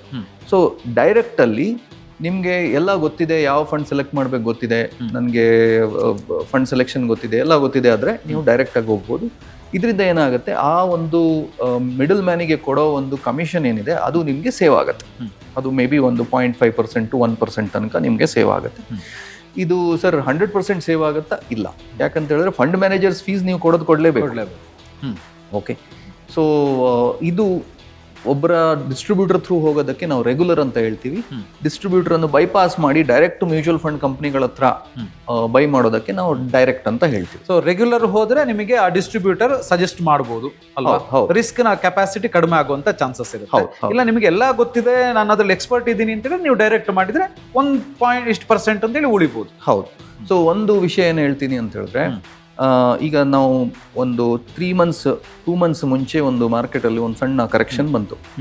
ಆಗ ನಾವು ಏನು ಅಬ್ಸರ್ವ್ ಮಾಡಿದ್ವಿ ಅಂತ ಹೇಳಿದ್ರೆ, ಈ ಡೈರೆಕ್ಟ್ ಆಗಿ ಬಂದವರು, ಎಕ್ಸ್ಪೆರಿಮೆಂಟ್ ಮಾಡ್ಲಿಕ್ಕೆ ಇನ್ವೆಸ್ಟ್ಮೆಂಟ್ ಮಾಡಿ ಬಂದವರು, ಮಾಡ್ತೀನಿ ಅಥವಾ ಕೆಲವೆಲ್ಲ ವಿಡಿಯೋಸ್ ಬರ್ತಾ ಇರುತ್ತೆ, ಇಷ್ಟು ಹಾಕಿದ್ರೆ ಇಷ್ಟು ಕೋಟಿ ಆಗುತ್ತೆ ಅಂತೇಳಿ ನೋಡಿ ಎಕ್ಸೈಟ್ ಆಗಿ ಒಳಗೆ ಬಂದವರು ಅದೇ ಎಕ್ಸೈಟ್ಮೆಂಟಲ್ಲಿ ಹೊರಗೆ ಹೋಗ್ತಾರೆ. ಓಕೆ, ಅದೇ ನೀವು ಡಿಸ್ಟ್ರಿಬ್ಯೂಟರ್ ಹತ್ರ ಇದ್ದವರು, ಅವರು ಒಂದು ಸ್ವಲ್ಪ ಏನೋ ಟೆನ್ಷನ್ ಆಯಿತು, ಹೆದರಿಕೆ ಆಯಿತು, ಮಾರ್ಕೆಟ್ ಬೀಳ್ತಾ ಇದೆ, ಏನು ಮಾಡೋದು, ಜಿಯೋಪೊಲಿಟಿಕಲ್ ಕಂಡೀಷನ್ಸ್ ಏನಿದೆ ಅಂತ ಅರ್ಥ ಮಾಡಿಕೊಂಡು ಡಿಸ್ಕಸ್ ಮಾಡ್ತಾರೆ. ಡಿಸ್ಕಸ್ ಮಾಡುವಾಗ ಅವರು ಹೇಳ್ತಾರೆ, ಸರ್ ಇಂಥದ್ದೆಲ್ಲ ಆಪರ್ಚುನಿಟೀಸ್ ಇದು, ಮಾರ್ಕೆಟ್ ಬೀಳುವಂಥದ್ದು, ಇದನ್ನು ಯುಟಿಲೈಸ್ ಮಾಡ್ಕೊಳ್ಳಿ, SIP ಹೇಗೆ ವರ್ಕ್ ಆಗುತ್ತೆ, ಲಮ್ಸಮಲ್ಲಿ ಈಗ ನೀವು ಅಡಿಷ್ನಲ್ ಪರ್ಚೇಸ್ ಮಾಡೋ ಟೈಮು, ಇದೆಲ್ಲ ಅವರು ಹೇಳ್ತಾರೆ. ಸೊ ಇದರಿಂದ ನಾವು ಏನು ಅಬ್ಸರ್ವ್ ಮಾಡಿದ್ವಿ, ಡೈರೆಕ್ಟ್ ಆಗಿ ಬಂದವರು ಬೇಗ ಹೊರಗೋಗ್ತಾರೆ. ಓಕೆ, ರೆಗ್ಯುಲರ್ ಆಗಿ ಎಲ್ಲ ಅಂತ ಹೇಳೋದಿಲ್ಲ, ಬಟ್ ಹೆಚ್ಚಿನ ಜನ ರೆಗ್ಯುಲರ್ ಆಗಿ ಬಂದವರು ಅವರ ಡಿಸ್ಟ್ರಿಬ್ಯೂಟರ್ ಹತ್ರ ಟಚ್ಚಲ್ಲಿರುವವರು ಲಾಂಗ್ ಟರ್ಮ್ ಆಗಿ ಇನ್ವೆಸ್ಟ್ಮೆಂಟ್ ಆಗಿ ಕಂಟಿನ್ಯೂ ಮಾಡಿರೋದು ಒಂದು ಸ್ಟ್ಯಾಟಿಸ್ಟಿಕ್ಸ್ ಇದೆ. ಓಕೆ, ಸೊ ಇನ್ವೆಸ್ಟರ್ಸ್ ಅವರೇ ಡಿಸೈಡ್ ಮಾಡಬೇಕು, ಅವರಿಗೆ ಡೈರೆಕ್ಟ್ ಬೇಕಾ ರೆಗ್ಯುಲರ್ ಬೇಕಾ ಅಂತೇಳಿ. ಎಸ್ ಸರ್, ಇವಾಗ ಮ್ಯೂಚುವಲ್ ಫಂಡ್ ಅಲ್ಲಿ ಇನ್ವೆಸ್ಟ್ ಮಾಡಿದ್ರೆ ಯಾವ ತರದ ರಿಟರ್ನ್ಸ್ ಅಥವಾ ಲಾಭವನ್ನ ಒಬ್ಬ ಹೂಡಿಕೆದಾರ ಎಕ್ಸ್ಪೆಕ್ಟ್ ಮಾಡಬಹುದು ಅಂತ ಹೇಳಿ? ಓಕೆ, ನಾವು ಒಂದು ಸ್ಪೆಸಿಫಿಕ್ ಆಗಿ ಕಂಪನಿ ಅಥವಾ ಸ್ಕೀಮ್ ಬಗ್ಗೆ ಹೇಳೋದಿಲ್ಲ, ಬಟ್ ನಾವು ಕ್ಯಾಟಗರಿ ವೈಸ್ ನೋಡಿದ್ರೆ ಇಕ್ವಿಟಿ ಫಂಡ್ಸ್ ಏನಿದೆ, ಇಕ್ವಿಟಿ ಫಂಡ್ಸ್ ಅಲ್ಲಿ large, mid, small, flexi cap ಅಂತ ಇದೆ, ಮಲ್ಟಿ ಕ್ಯಾಪ್ ಅಂತ ಒಂದು ಕ್ಯಾಟಗರೀಸ್ಗಳಿದಾವೆ. ಸೊ ಇಂಥ ಕ್ಯಾಟಗರೀಸಲ್ಲಿ ನಾವು ಎವರೇಜ್ ಆಗಿ ನೋಡಿದ್ರೆ 12% ತನಕ 10 years ಪ್ಲಸ್ ನೀವು ನೋಡಿದ್ರೆ ಆಸ್ ಆಫ್ ನಾವು ರೋಲಿಂಗ್ ರಿಟರ್ನ್ ಅಂತ ಹೇಳ್ತೀವಿ. ನಾವು ಯಾವುದೇ ವರ್ಷ ತಗೊಂಡ್ರೆ, ಇವತ್ತೊಂದು 10 ವರ್ಷ ಮಾತ್ರ ಅಲ್ಲ, 2000ದಿಂದ 10 ವರ್ಷ ಹಿಂದೆ ತಗೊಂಡ್ರೆ, ಸೊ 10 years ತಗೊಂಡ್ರೆ 12-15% ತನಕ ರಿಟರ್ನ್ಸ್ ನಿಮಗೆ ಬಂದಿದೆ. ಈ 12% ಅಂತ ಹೇಳಿದ್ರೆ ಜನರಿಗೆ ಅಷ್ಟೊಂದು ಗೊತ್ತಾಗ್ಲಿಕ್ಕಿಲ್ಲ, ಬಟ್ ನೀವು ಅಬ್ಸರ್ವ್ ಮಾಡಿದ್ರೆ ಫಿಕ್ಸ್ಡ್ ಡೆಪಾಸಿಟ್ಗಿಂತ 1 ಪಟ್ಟು ಅಂದರೆ 100 times 100% 10 years. Okay, so fixed ಡೆಪಾಸಿಟಲ್ಲಿ 6.5% ಸಿಗ್ತಾ ಇದೆಯಾ ಅಂದರೆ ಇದರಲ್ಲಿ ಒಂದು 14-15% ಸಿಗುತ್ತಾದ್ರೂ it is a good returns. ಒಂದು ಪಾಯಿಂಟ್ ಕೇಳಿ, ನಾನು ಜನರಿಗೆ ಅರ್ಥ ಆಗೋ ರೀತಿಯಲ್ಲಿ ಕೇಳೋದಿದ್ರೆ, ಈಗ ಫಾರ್ ಎಕ್ಸಾಂಪಲ್ ಒಬ್ಬ ಎ ಅಂತ ಹೇಳುವಂಥ ವ್ಯಕ್ತಿ 1 ಲಕ್ಷ ರೂಪಾಯಿಯನ್ನ 10 ವರ್ಷಕ್ಕೆ ಫಿಕ್ಸೆಡ್ ಡೆಪಾಸಿಟ್ ಅಲ್ಲಿ ಹಾಕಿರ್ತಾನೆ. ಅದೇ ತರ ಬಿ ಅಂತ ಹೇಳುವಂಥ ವ್ಯಕ್ತಿ ಒಂದು ಒಳ್ಳೆ ಸಜೆಸ್ಟ್ ಮಾಡಿದಂಥ ಮ್ಯೂಚುವಲ್ ಫಂಡ್ ಅಲ್ಲಿ 1 ಲಕ್ಷ ರೂಪಾಯಿಯನ್ನು ಹಾಕ್ತಾನೆ 10 ವರ್ಷಕ್ಕೆ. ಸೊ ಎರಡರ ರಿಟರ್ನ್ಸ್ ಅನ್ನ ನಾವು ನೋಡಿದ್ರೆ ಇದರಲ್ಲಿ ಎಷ್ಟು ಬರ್ಬೋದು, ಇದರಲ್ಲಿ ಎಷ್ಟು ಬಂದಿರ್ಬೋದು? ಇದಕ್ಕೊಂದು ಸಿಂಪಲ್ ಒಂದು ಥಂಬ್ ರೂಲ್ ಇದೆ, ರೂಲ್ ಆಫ್ 72 ಅಂತೇಳಿ. ಓಕೆ, ಇದೊಂದೊಂದು ಒಳ್ಳೆ ಒಂದು ಪಾಯಿಂಟ್ ಇವರಿಗೆ. ಸೊ ಏನು ಅಂತ ಹೇಳಿದ್ರೆ 72 ಡಿವೈಡೆಡ್ ಬೈ ರಿಟರ್ನ್ಸ್. ಓಕೆ, ನೀವು ಮಾಡಿದ್ರೆ 72 ಭಾಗಿಸು ಸಪೋಸ್ 7% ನಿಮಗೆ ಫಿಕ್ಸ್ಡ್ ಡೆಪಾಸಿಟ್ ಅಲ್ಲಿ ಸಿಗ್ತಾ ಇದೆಯಾ ಅಂತ ಆದ್ರೆ 72 ಡಿವೈಡೆಡ್ ಬೈ 7% ಮಾಡಿದ್ರೆ 10.2 years 10.2 ಬರುತ್ತೆ. ಆ 10.2 years ಅಲ್ಲಿ ನಿಮ್ಮ ದುಡ್ಡು ಡಬಲ್ ಆಗುತ್ತೆ. ಯಾವುದರಲ್ಲಿ? ಫಿಕ್ಸ್ಡ್ ಡೆಪಾಸಿಟ್ 2 ಲಕ್ಷ ಆಯ್ತು. ಅಂದ್ರೆ ನಿಮ್ಮ FD ನಿಮ್ಮ ದುಡ್ಡು ಡಬಲ್ ಆಗ್ಬೇಕಾದ್ರೆ ನಿಮ್ಗೆ 10 ವರ್ಷ ಬೇಕು. ಓಕೆ, ಆಯ್ತಾ? ಸೊ ಅದನ್ನೇ ನಾವು ಮ್ಯೂಚುವಲ್ ಫಂಡ್ಸಿಗೆ ಬಂದ್ರೆ ಅಪ್ರಾಕ್ಸಿಮೇಟ್ ರಿಟರ್ನ್ ನಾವು 12% ಸಿಗ್ತಾ ಇದೆಯಾ ಅಂತ ಆದ್ರೆ, ಸೊ 72 ಡಿವೈಡೆಡ್ ಬೈ 12% ಅಂತ ಮಾಡಿದ್ರೆ ಸುಮಾರು ಒಂದು 4-5 ವರ್ಷದಲ್ಲಿ ಡಬಲ್ ಆಗ್ತಾ ಇದೆ. ಆದರೆ ಇದನ್ನ ನಾವು ನೋಡ್ಬೇಕಾಗಿರೋದೇನು ಅಂತ ಹೇಳಿದ್ರೆ, 1 ಲಕ್ಷ ಇರೋದು 5ನೇ ವರ್ಷಕ್ಕೆ ಡಬಲ್ ಆಗಿದೆ, 2 ಲಕ್ಷ ಆಗಿದೆ. 10ನೇ ವರ್ಷಕ್ಕೆ 4 ಲಕ್ಷ ಆಗಿದೆ. ಸೊ ನಿಮ್ಮ ಅದೇ ಟೈಮ್ ಪೀರಿಯಡ್ ಅಲ್ಲಿ ನಿಮ್ಮ ದುಡ್ಡು 4 ಪಟ್ಟು ಆಗಿದೆ. ಸೊ ಹಿಸ್ಟಾರಿಕಲ್ ರಿಟರ್ನ್ ನೋಡಿದ್ರೆ ಅದೇ ನೀವು 15% ಹಾಕಿದ್ರೆ ಇನ್ನೂ ಫಾಸ್ಟ್ ಆಗಿದೆ. ಸೊ ಆದರೆ ಎವರೇಜ್ ರಿಟರ್ನ್ ಏನಿದೆ ಒಂದು 12-15%. ಎಲ್ಲೂ 12% ಇಂದ ಕಡಿಮೆ ಬಂದಂತ ಉದಾಹರಣೆ ತುಂಬಾ ಕಡಿಮೆ ಅನ್ಸುತ್ತೆ. 10 ವರ್ಷಗಳ 10 ವರ್ಷಗಳ ಟೈಮಲ್ಲಿ 12%ಗಿಂತ ಕಡಿಮೆ ಬಂದವರು ತುಂಬಾ ಕಡಿಮೆ ಉದಾಹರಣೆಗಳು. ಸೊ ಅಂಥದ್ದು ಏನಾದರೂ ಆಗಿರ್ಬೇಕು, ಅದಕ್ಕೆ ನಿಮ್ಗೆ ಡಿಸ್ಟ್ರಿಬ್ಯೂಟರ್ ಬೇಕು. ಸೊ ಅವರು ಮಾನಿಟರ್ ಮಾಡ್ತಾರೆ, 3 ವರ್ಷ ಆದ್ಮೇಲೆ ಈ ಫಂಡ್ ಸರಿ ಆಗ್ತಾ ಇಲ್ಲ, ನಾವು ಶಿಫ್ಟ್ ಮಾಡಬೇಕಾಗತ್ತೆ, ಇದೇ ಕೆಲಸ ಡಿಸ್ಟ್ರಿಬ್ಯೂಟರ್ಗಳು ಸ್ವಿಚ್ ಮಾಡ್ತಾರೆ. ಹೌದು. ಸೊ ಇದನ್ನು ನೋಡ್ತಾ ಇರ್ತಾರೆ. ಸೊ ಎಲ್ಲರೂ ಹೇಳ್ತಾರೆ ಲಾಂಗ್ ಟರ್ಮ್ ಅಲ್ಲಿ ನಿಮ್ಮ ಸಂಪತ್ತನ್ನ ಜಾಸ್ತಿ ಮಾಡೋದಕ್ಕೆ ಮ್ಯೂಚುವಲ್ ಫಂಡ್ಸ್ ಬೆಸ್ಟ್ ಅಂತ, ನಿಜಾನಾ? ಏನ್ ಹೇಳ್ತೀವಿ? ಡೆಫಿನೆಟ್ಲಿ. ಮ್ಯೂಚುವಲ್ ಫಂಡ್ಸ್ ಏನಿದೆ ಒಂದು ಲಾಂಗ್ ಟರ್ಮ್ ಇನ್ವೆಸ್ಟ್ಮೆಂಟ್ ಪ್ರಾಡಕ್ಟ್, ಅದು equity mutual funds. Okay, short term ಅಲ್ಲಿ ನಿಮಗೆ ಶಾರ್ಟ್ ಟರ್ಮ್ ಫಂಡ್ಸ್ಗಳಿದ್ದಾವೆ. ಓಕೆ, ಇದನ್ನು ಇಂಪಾರ್ಟೆಂಟ್ ಆಗಿ ನಾನು ರೀಟ್ರೇಟ್ ಮಾಡ್ತೀನಿ, ವಾಪಸ್ ಹೇಳ್ತೀನಿ. ಮ್ಯೂಚುವಲ್ ಫಂಡ್ ಅಂತ ಹೇಳಿದ್ರೆ ಖಾಲಿ ಸ್ಟಾಕ್ ಮಾರ್ಕೆಟ್ ಅಲ್ಲ. ಮ್ಯೂಚುವಲ್ ಫಂಡ್ಸ್ ಅಂತ ಹೇಳಿದ್ರೆ ಶಾರ್ಟ್ ಟರ್ಮ್ ಫಂಡ್ಸ್ಗಳು ಇದ್ದಾವೆ. ಸೊ ನಿಮಗೆ 6 ತಿಂಗಳು 1 ವರ್ಷಕ್ಕೆ ಬೇಕಾಗಿರೋ ಫಂಡ್ಸ್ಗಳು ಇದ್ದಾವೆ, ನಿಮಗೆ 3 ವರ್ಷಕ್ಕೆ ಬೇಕಾಗಿರೋ ಫಂಡ್ಸ್ಗಳು ಇದ್ದಾವೆ. ಸೊ ಲಾಂಗ್ ಟರ್ಮ್ ನಿಮ್ಮ ಹತ್ರ ಟೈಮ್ ಇದೆಯಾ ಆದರೆ ನೀವು ಇಕ್ವಿಟಿ ಮ್ಯೂಚುವಲ್ ಫಂಡ್ಸಿಗೆ ಹೋಗಬೇಕು. ಸೊ ನಿಮಗೆ ಅಲ್ಲಿ ನಿಮಗೆ 12% 13% ಸಿಗುತ್ತೆ. ಶಾರ್ಟ್ ಟರ್ಮಲ್ಲಿ ನಿಮಗೆ ಅಷ್ಟು ರಿಟರ್ನ್ಸ್ ಕಾಣೋದಿಲ್ಲ. ಓಕೆ. ಸೊ ಸರ್, ಇದನ್ನೀಗ ಹೇಗೆ ನಾವು ಮ್ಯಾಚ್ ಮಾಡೋದು ಅಂತ ಹೇಳೋ ಒಂದು ಪ್ರಶ್ನೆ ಬರುತ್ತೆ. ಏನು ಮ್ಯಾಚ್ ಮಾಡೋದು ಅಂತ ಹೇಳಿದ್ರೆ, ಎಲ್ರಿಗೂ 3 ವರ್ಷದಲ್ಲೇ ದುಡ್ಡು ಡಬಲ್ ಮಾಡಬೇಕು. ಓಕೆ, ಯಾರಿಗೂ 10 ವರ್ಷ ಕಾಣೋದೇ ಇಲ್ಲ, ಥಿಂಕ್ ಮಾಡ್ಲಿಕ್ಕೆ ಆಗೋದಿಲ್ಲ. ಸೊ ಆಗ ನೀವು ಫಂಡ್ ಬಗ್ಗೆ ಚಿಂತೆ ಮಾಡದೆ ನೀವೇನು ಮಾಡಬೇಕು, ಕುತ್ಕೊಂಡು ನಿಮ್ಮ ಬಜೆಟಿಂಗ್ ಆದ ಮೇಲೆ ನಿಮಗೆ ನನ್ನ ಜೀವನದಲ್ಲಿ ಇನ್ನೂ ನೆಕ್ಸ್ಟ್ 5 ವರ್ಷದಲ್ಲಿ ಏನೇನು ಹಂತಗಳು ಬರ್ತವೆ ಅದಕ್ಕೆ ನಾವು ಗೋಲ್ಸ್ ಅಂತ ಹೇಳ್ತೀವಿ. ಓಕೆ, ನನ್ನ ಮಗಳಿಗೆ ಒಂದು ಹೈಯರ್ ಎಜುಕೇಷನಿಗೆ ಕಳಿಸ್ಲಿಕ್ಕಿದೆ ನೆಕ್ಸ್ಟ್ 5 ಇಯರ್ಸಲ್ಲಿ. ಇನ್ನೊಂದು ಹಂತ ಏನು, ನನ್ನ ರಿಟೈರ್ಮೆಂಟು. ಇನ್ನೊಂದು ಹಂತ ಇನ್ನೊಂದು ಇರ್ಬೋದು. ಸೊ ನಿಮ್ಮ ಗೋಲ್ಸ್ಗಳನ್ನು 3 ಡಿವಿಷನ್ ಮಾಡ್ಕೊಳ್ಬೇಕು: short term, mid term, long term. Long ಟರ್ಮಿಗೆ ಬೇಕಾಗಿರೋ ದುಡ್ಡು, ಫಾರ್ ಎಕ್ಸಾಂಪಲ್ ನನಗೆ 15 ವರ್ಷ ಆದಮೇಲೆ 1 ಕೋಟಿ ರೂಪಾಯಿ ಬೇಕು. ಹೌದು. ಓಕೆ, ಅದಕ್ಕೆ ಬೇಕಾಗಿರೋ ದುಡ್ಡನ್ನು ನಾನು ರಿವರ್ಸ್ ಕ್ಯಾಲ್ಕುಲೇಷನ್ ಮಾಡಿ, ಓಕೆ 15 ವರ್ಷದಲ್ಲಿ ನನಗೆ 1 ಕೋಟಿ ಬೇಕಾದರೆ ನಾನು ಇವತ್ತಿಂದ ಎಷ್ಟು ಇನ್ವೆಸ್ಟ್ಮೆಂಟ್ ಮಾಡಬೇಕು, ಒಂದು 15,000 ರೂಪಾಯಿ ಇನ್ವೆಸ್ಟ್ಮೆಂಟ್ ಮಾಡಬೇಕಂತ ನೆನೆಸ್ಕೊಳ್ಳಿ. ಸೊ ಅದನ್ನು ನಾನು ಲಾಂಗ್ ಟರ್ಮಿಗೆ ಇಡಬೇಕು. ಹಾಗೇನೆ ಮಿಡ್ ಟರ್ಮಿಗೆ ನನಗೆ ಒಂದು 5 ವರ್ಷದಲ್ಲಿ ನನ್ನ ಮಗಳಿಗೆ ಸ್ಕೂಲಿಗೆ ಕಾಲೇಜಿಗೆ ದುಡ್ಡು ಬೇಕು. ಅದಕ್ಕೆ ಎಷ್ಟು ಬೇಕು, ಒಂದು 10 ಲಕ್ಷ ಬೇಕು. ಅದಕ್ಕೆ ಎಷ್ಟು ಬೇಕು, ಇದನ್ನು ನಾನು ಶಾರ್ಟ್ ಟರ್ಮಿಗೆ ಹಾಕ್ಬೋದು. ಮಿಡ್ ಟರ್ಮಿಗೆ ಹಾಕ್ಬೋದು. ಶಾರ್ಟ್ ಟರ್ಮ್ ಹತ್ರ ನನ್ನ ಹತ್ರ ಒಂದು 15 ಲಕ್ಷ ರೂಪಾಯಿ ರೆಡಿ ಇದೆ. ಓಕೆ, ಅದನ್ನು ನಾನು ರಿಸ್ಕ್ ತಗೊಳ್ಳಿಕ್ಕೆ ರೆಡಿ ಇಲ್ಲ. ಫಿಕ್ಸೆಡ್ ಡೆಪಾಸಿಟಿಗೆ ಹಾಕೋ ದುಡ್ಡು, ಅದಕ್ಕೇನಾದರೂ ಆಪ್ಷನ್ಸ್ ಇದೆಯಾ? ಇದೆ. ಓಕೆ, ಫಿಕ್ಸೆಡ್ ಡೆಪಾಸಿಟ್ಗಿಂತ 3 ವರ್ಷ ನಾನು ಇಡ್ತೀನಿ ಸರ್, ನನಗೆ ಫಿಕ್ಸೆಡ್ ಡೆಪಾಸಿಟ್ಗಿಂತ ಒಂದು 2% ಹೆಚ್ಚು ಸಿಕ್ಕಿದ್ರೆ ಸಾಕು ಅಂತ ಆಪ್ಷನ್ಸ್ಗಳು ಇದ್ದಾವೆ. ಸೊ ಇನ್ವೆಸ್ಟರ್ಸು ಏನು ಮಾಡಬೇಕು, ಅವರ ಗೋಲ್ಸ್ಗಳನ್ನು ಡಿಸೈಡ್ ಮಾಡಿಕೊಂಡು ನನಗೆ ಓಕೆ ಈ ಒಂದು ದುಡ್ಡು 15 ವರ್ಷಕ್ಕೆ ಬೇಡ ಅಂತಾದರೆ ಲಾಂಗ್ ಟರ್ಮಿಗೆ ಹಾಕ್ಲಿ. ಈ ಒಂದು ದುಡ್ಡು ನನಗೆ ಇಲ್ಲ, ನಂಗೆ ಯಾವಾಗ ಬೇಕಾಗತ್ತೆ ನನಗೂ ಗೊತ್ತಿಲ್ಲ, ನಾಳೆನೂ ಬೇಕಾಗ್ಬೋದು, ಅಂಥದ್ದಕ್ಕೂ ಒಂದು ಆಪ್ಷನ್ಸ್ ಇದೆ. ಸೊ ಹೀಗೆ ಥಿಂಕ್ ಮಾಡಿದ್ರೆ ಅವರಿಗೆ ಈಸಿ ಆಗುತ್ತೆ. ಸೊ ಎಲ್ಲ ದುಡ್ಡುಗಳು ಲಾಂಗ್ ಟರ್ಮಲ್ಲೇ ಇಡ್ಲಿಕ್ಕೆ ಆಗೋದಿಲ್ಲ. ಅಬ್ಸಲ್ಯೂಟ್ಲಿ. ಸೊ ಇದನ್ನು ಹೀಗೆ ಡಿಸೈಡ್ ಮಾಡಿದ್ರೆ ಇಟ್ ಈಸ್ ಈಸಿ ಆಗುತ್ತೆ. Absolutely sir. ಒಂದು ರಫ್ ಆಗಿ ಒಂದು ಮ್ಯೂಚುವಲ್ ಫಂಡ್ ಅಂತ ಹೇಳಿದ್ರೆ ಏನು, ಯಾವ ಥರ ವರ್ಕ್ ಆಗುತ್ತೆ, ಅದರ ಸ್ಟ್ರಕ್ಚರ್ ಏನು ಅಂತ ಹೇಳುವಂಥದ್ದನ್ನು ತಿಳಿಸ್ಕೊಟ್ರಿ. ಸೊ ಫೈನಲ್ ನಾನು ಇಲ್ಲೊಂದು ಕೇಳೋದು ಸರ್, ಯಾರು ಬೇಕಾದರೂ ಮ್ಯೂಚುವಲ್ ಫಂಡಲ್ಲಿ ಇನ್ವೆಸ್ಟ್ ಮಾಡ್ಬೋದು ಹಾಗಿದ್ರೆ? ಯಾರು ಬೇಕಾದರೂ ಮಾಡಬಹುದು.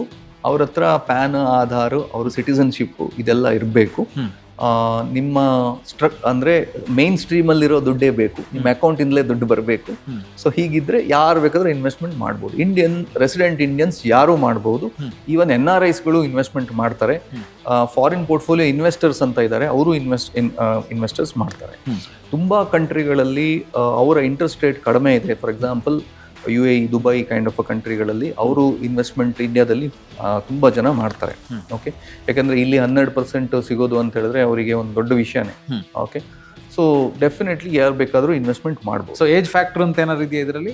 ಏಜ್ ಫ್ಯಾಕ್ಟರ್ ಇಲ್ಲ, ನಾವು ರಿಸ್ಕ್ ಪ್ರೊಫೈಲಿಂಗ್ ಅಂತ ಮಾಡ್ತೀವಿ. ಅವರಿಗೆ ಎಷ್ಟು ರಿಸ್ಕ್ ಕೊಡ್ಬೋದು ಅಂತ ಹೇಳೋ ಒಂದು ನಮ್ಮ ಎಕ್ಸ್ಪೀರಿಯನ್ಸಲ್ಲಿ ಒಂದು ನಾವು ಹೇಳ್ತೀವಿ ಅವರಿಗೆ, ಸರ್ ನಿಮಗೆ ಇಷ್ಟು ರಿಸ್ಕ್ ಬೇಡ, ನೀವು ಇಷ್ಟು ರಿಸ್ಕ್ ತಗೋಬೋದು, ಇದನ್ನು ನಾವು ಅವರಿಗೆ ಹೇಳ್ತೀವಿ.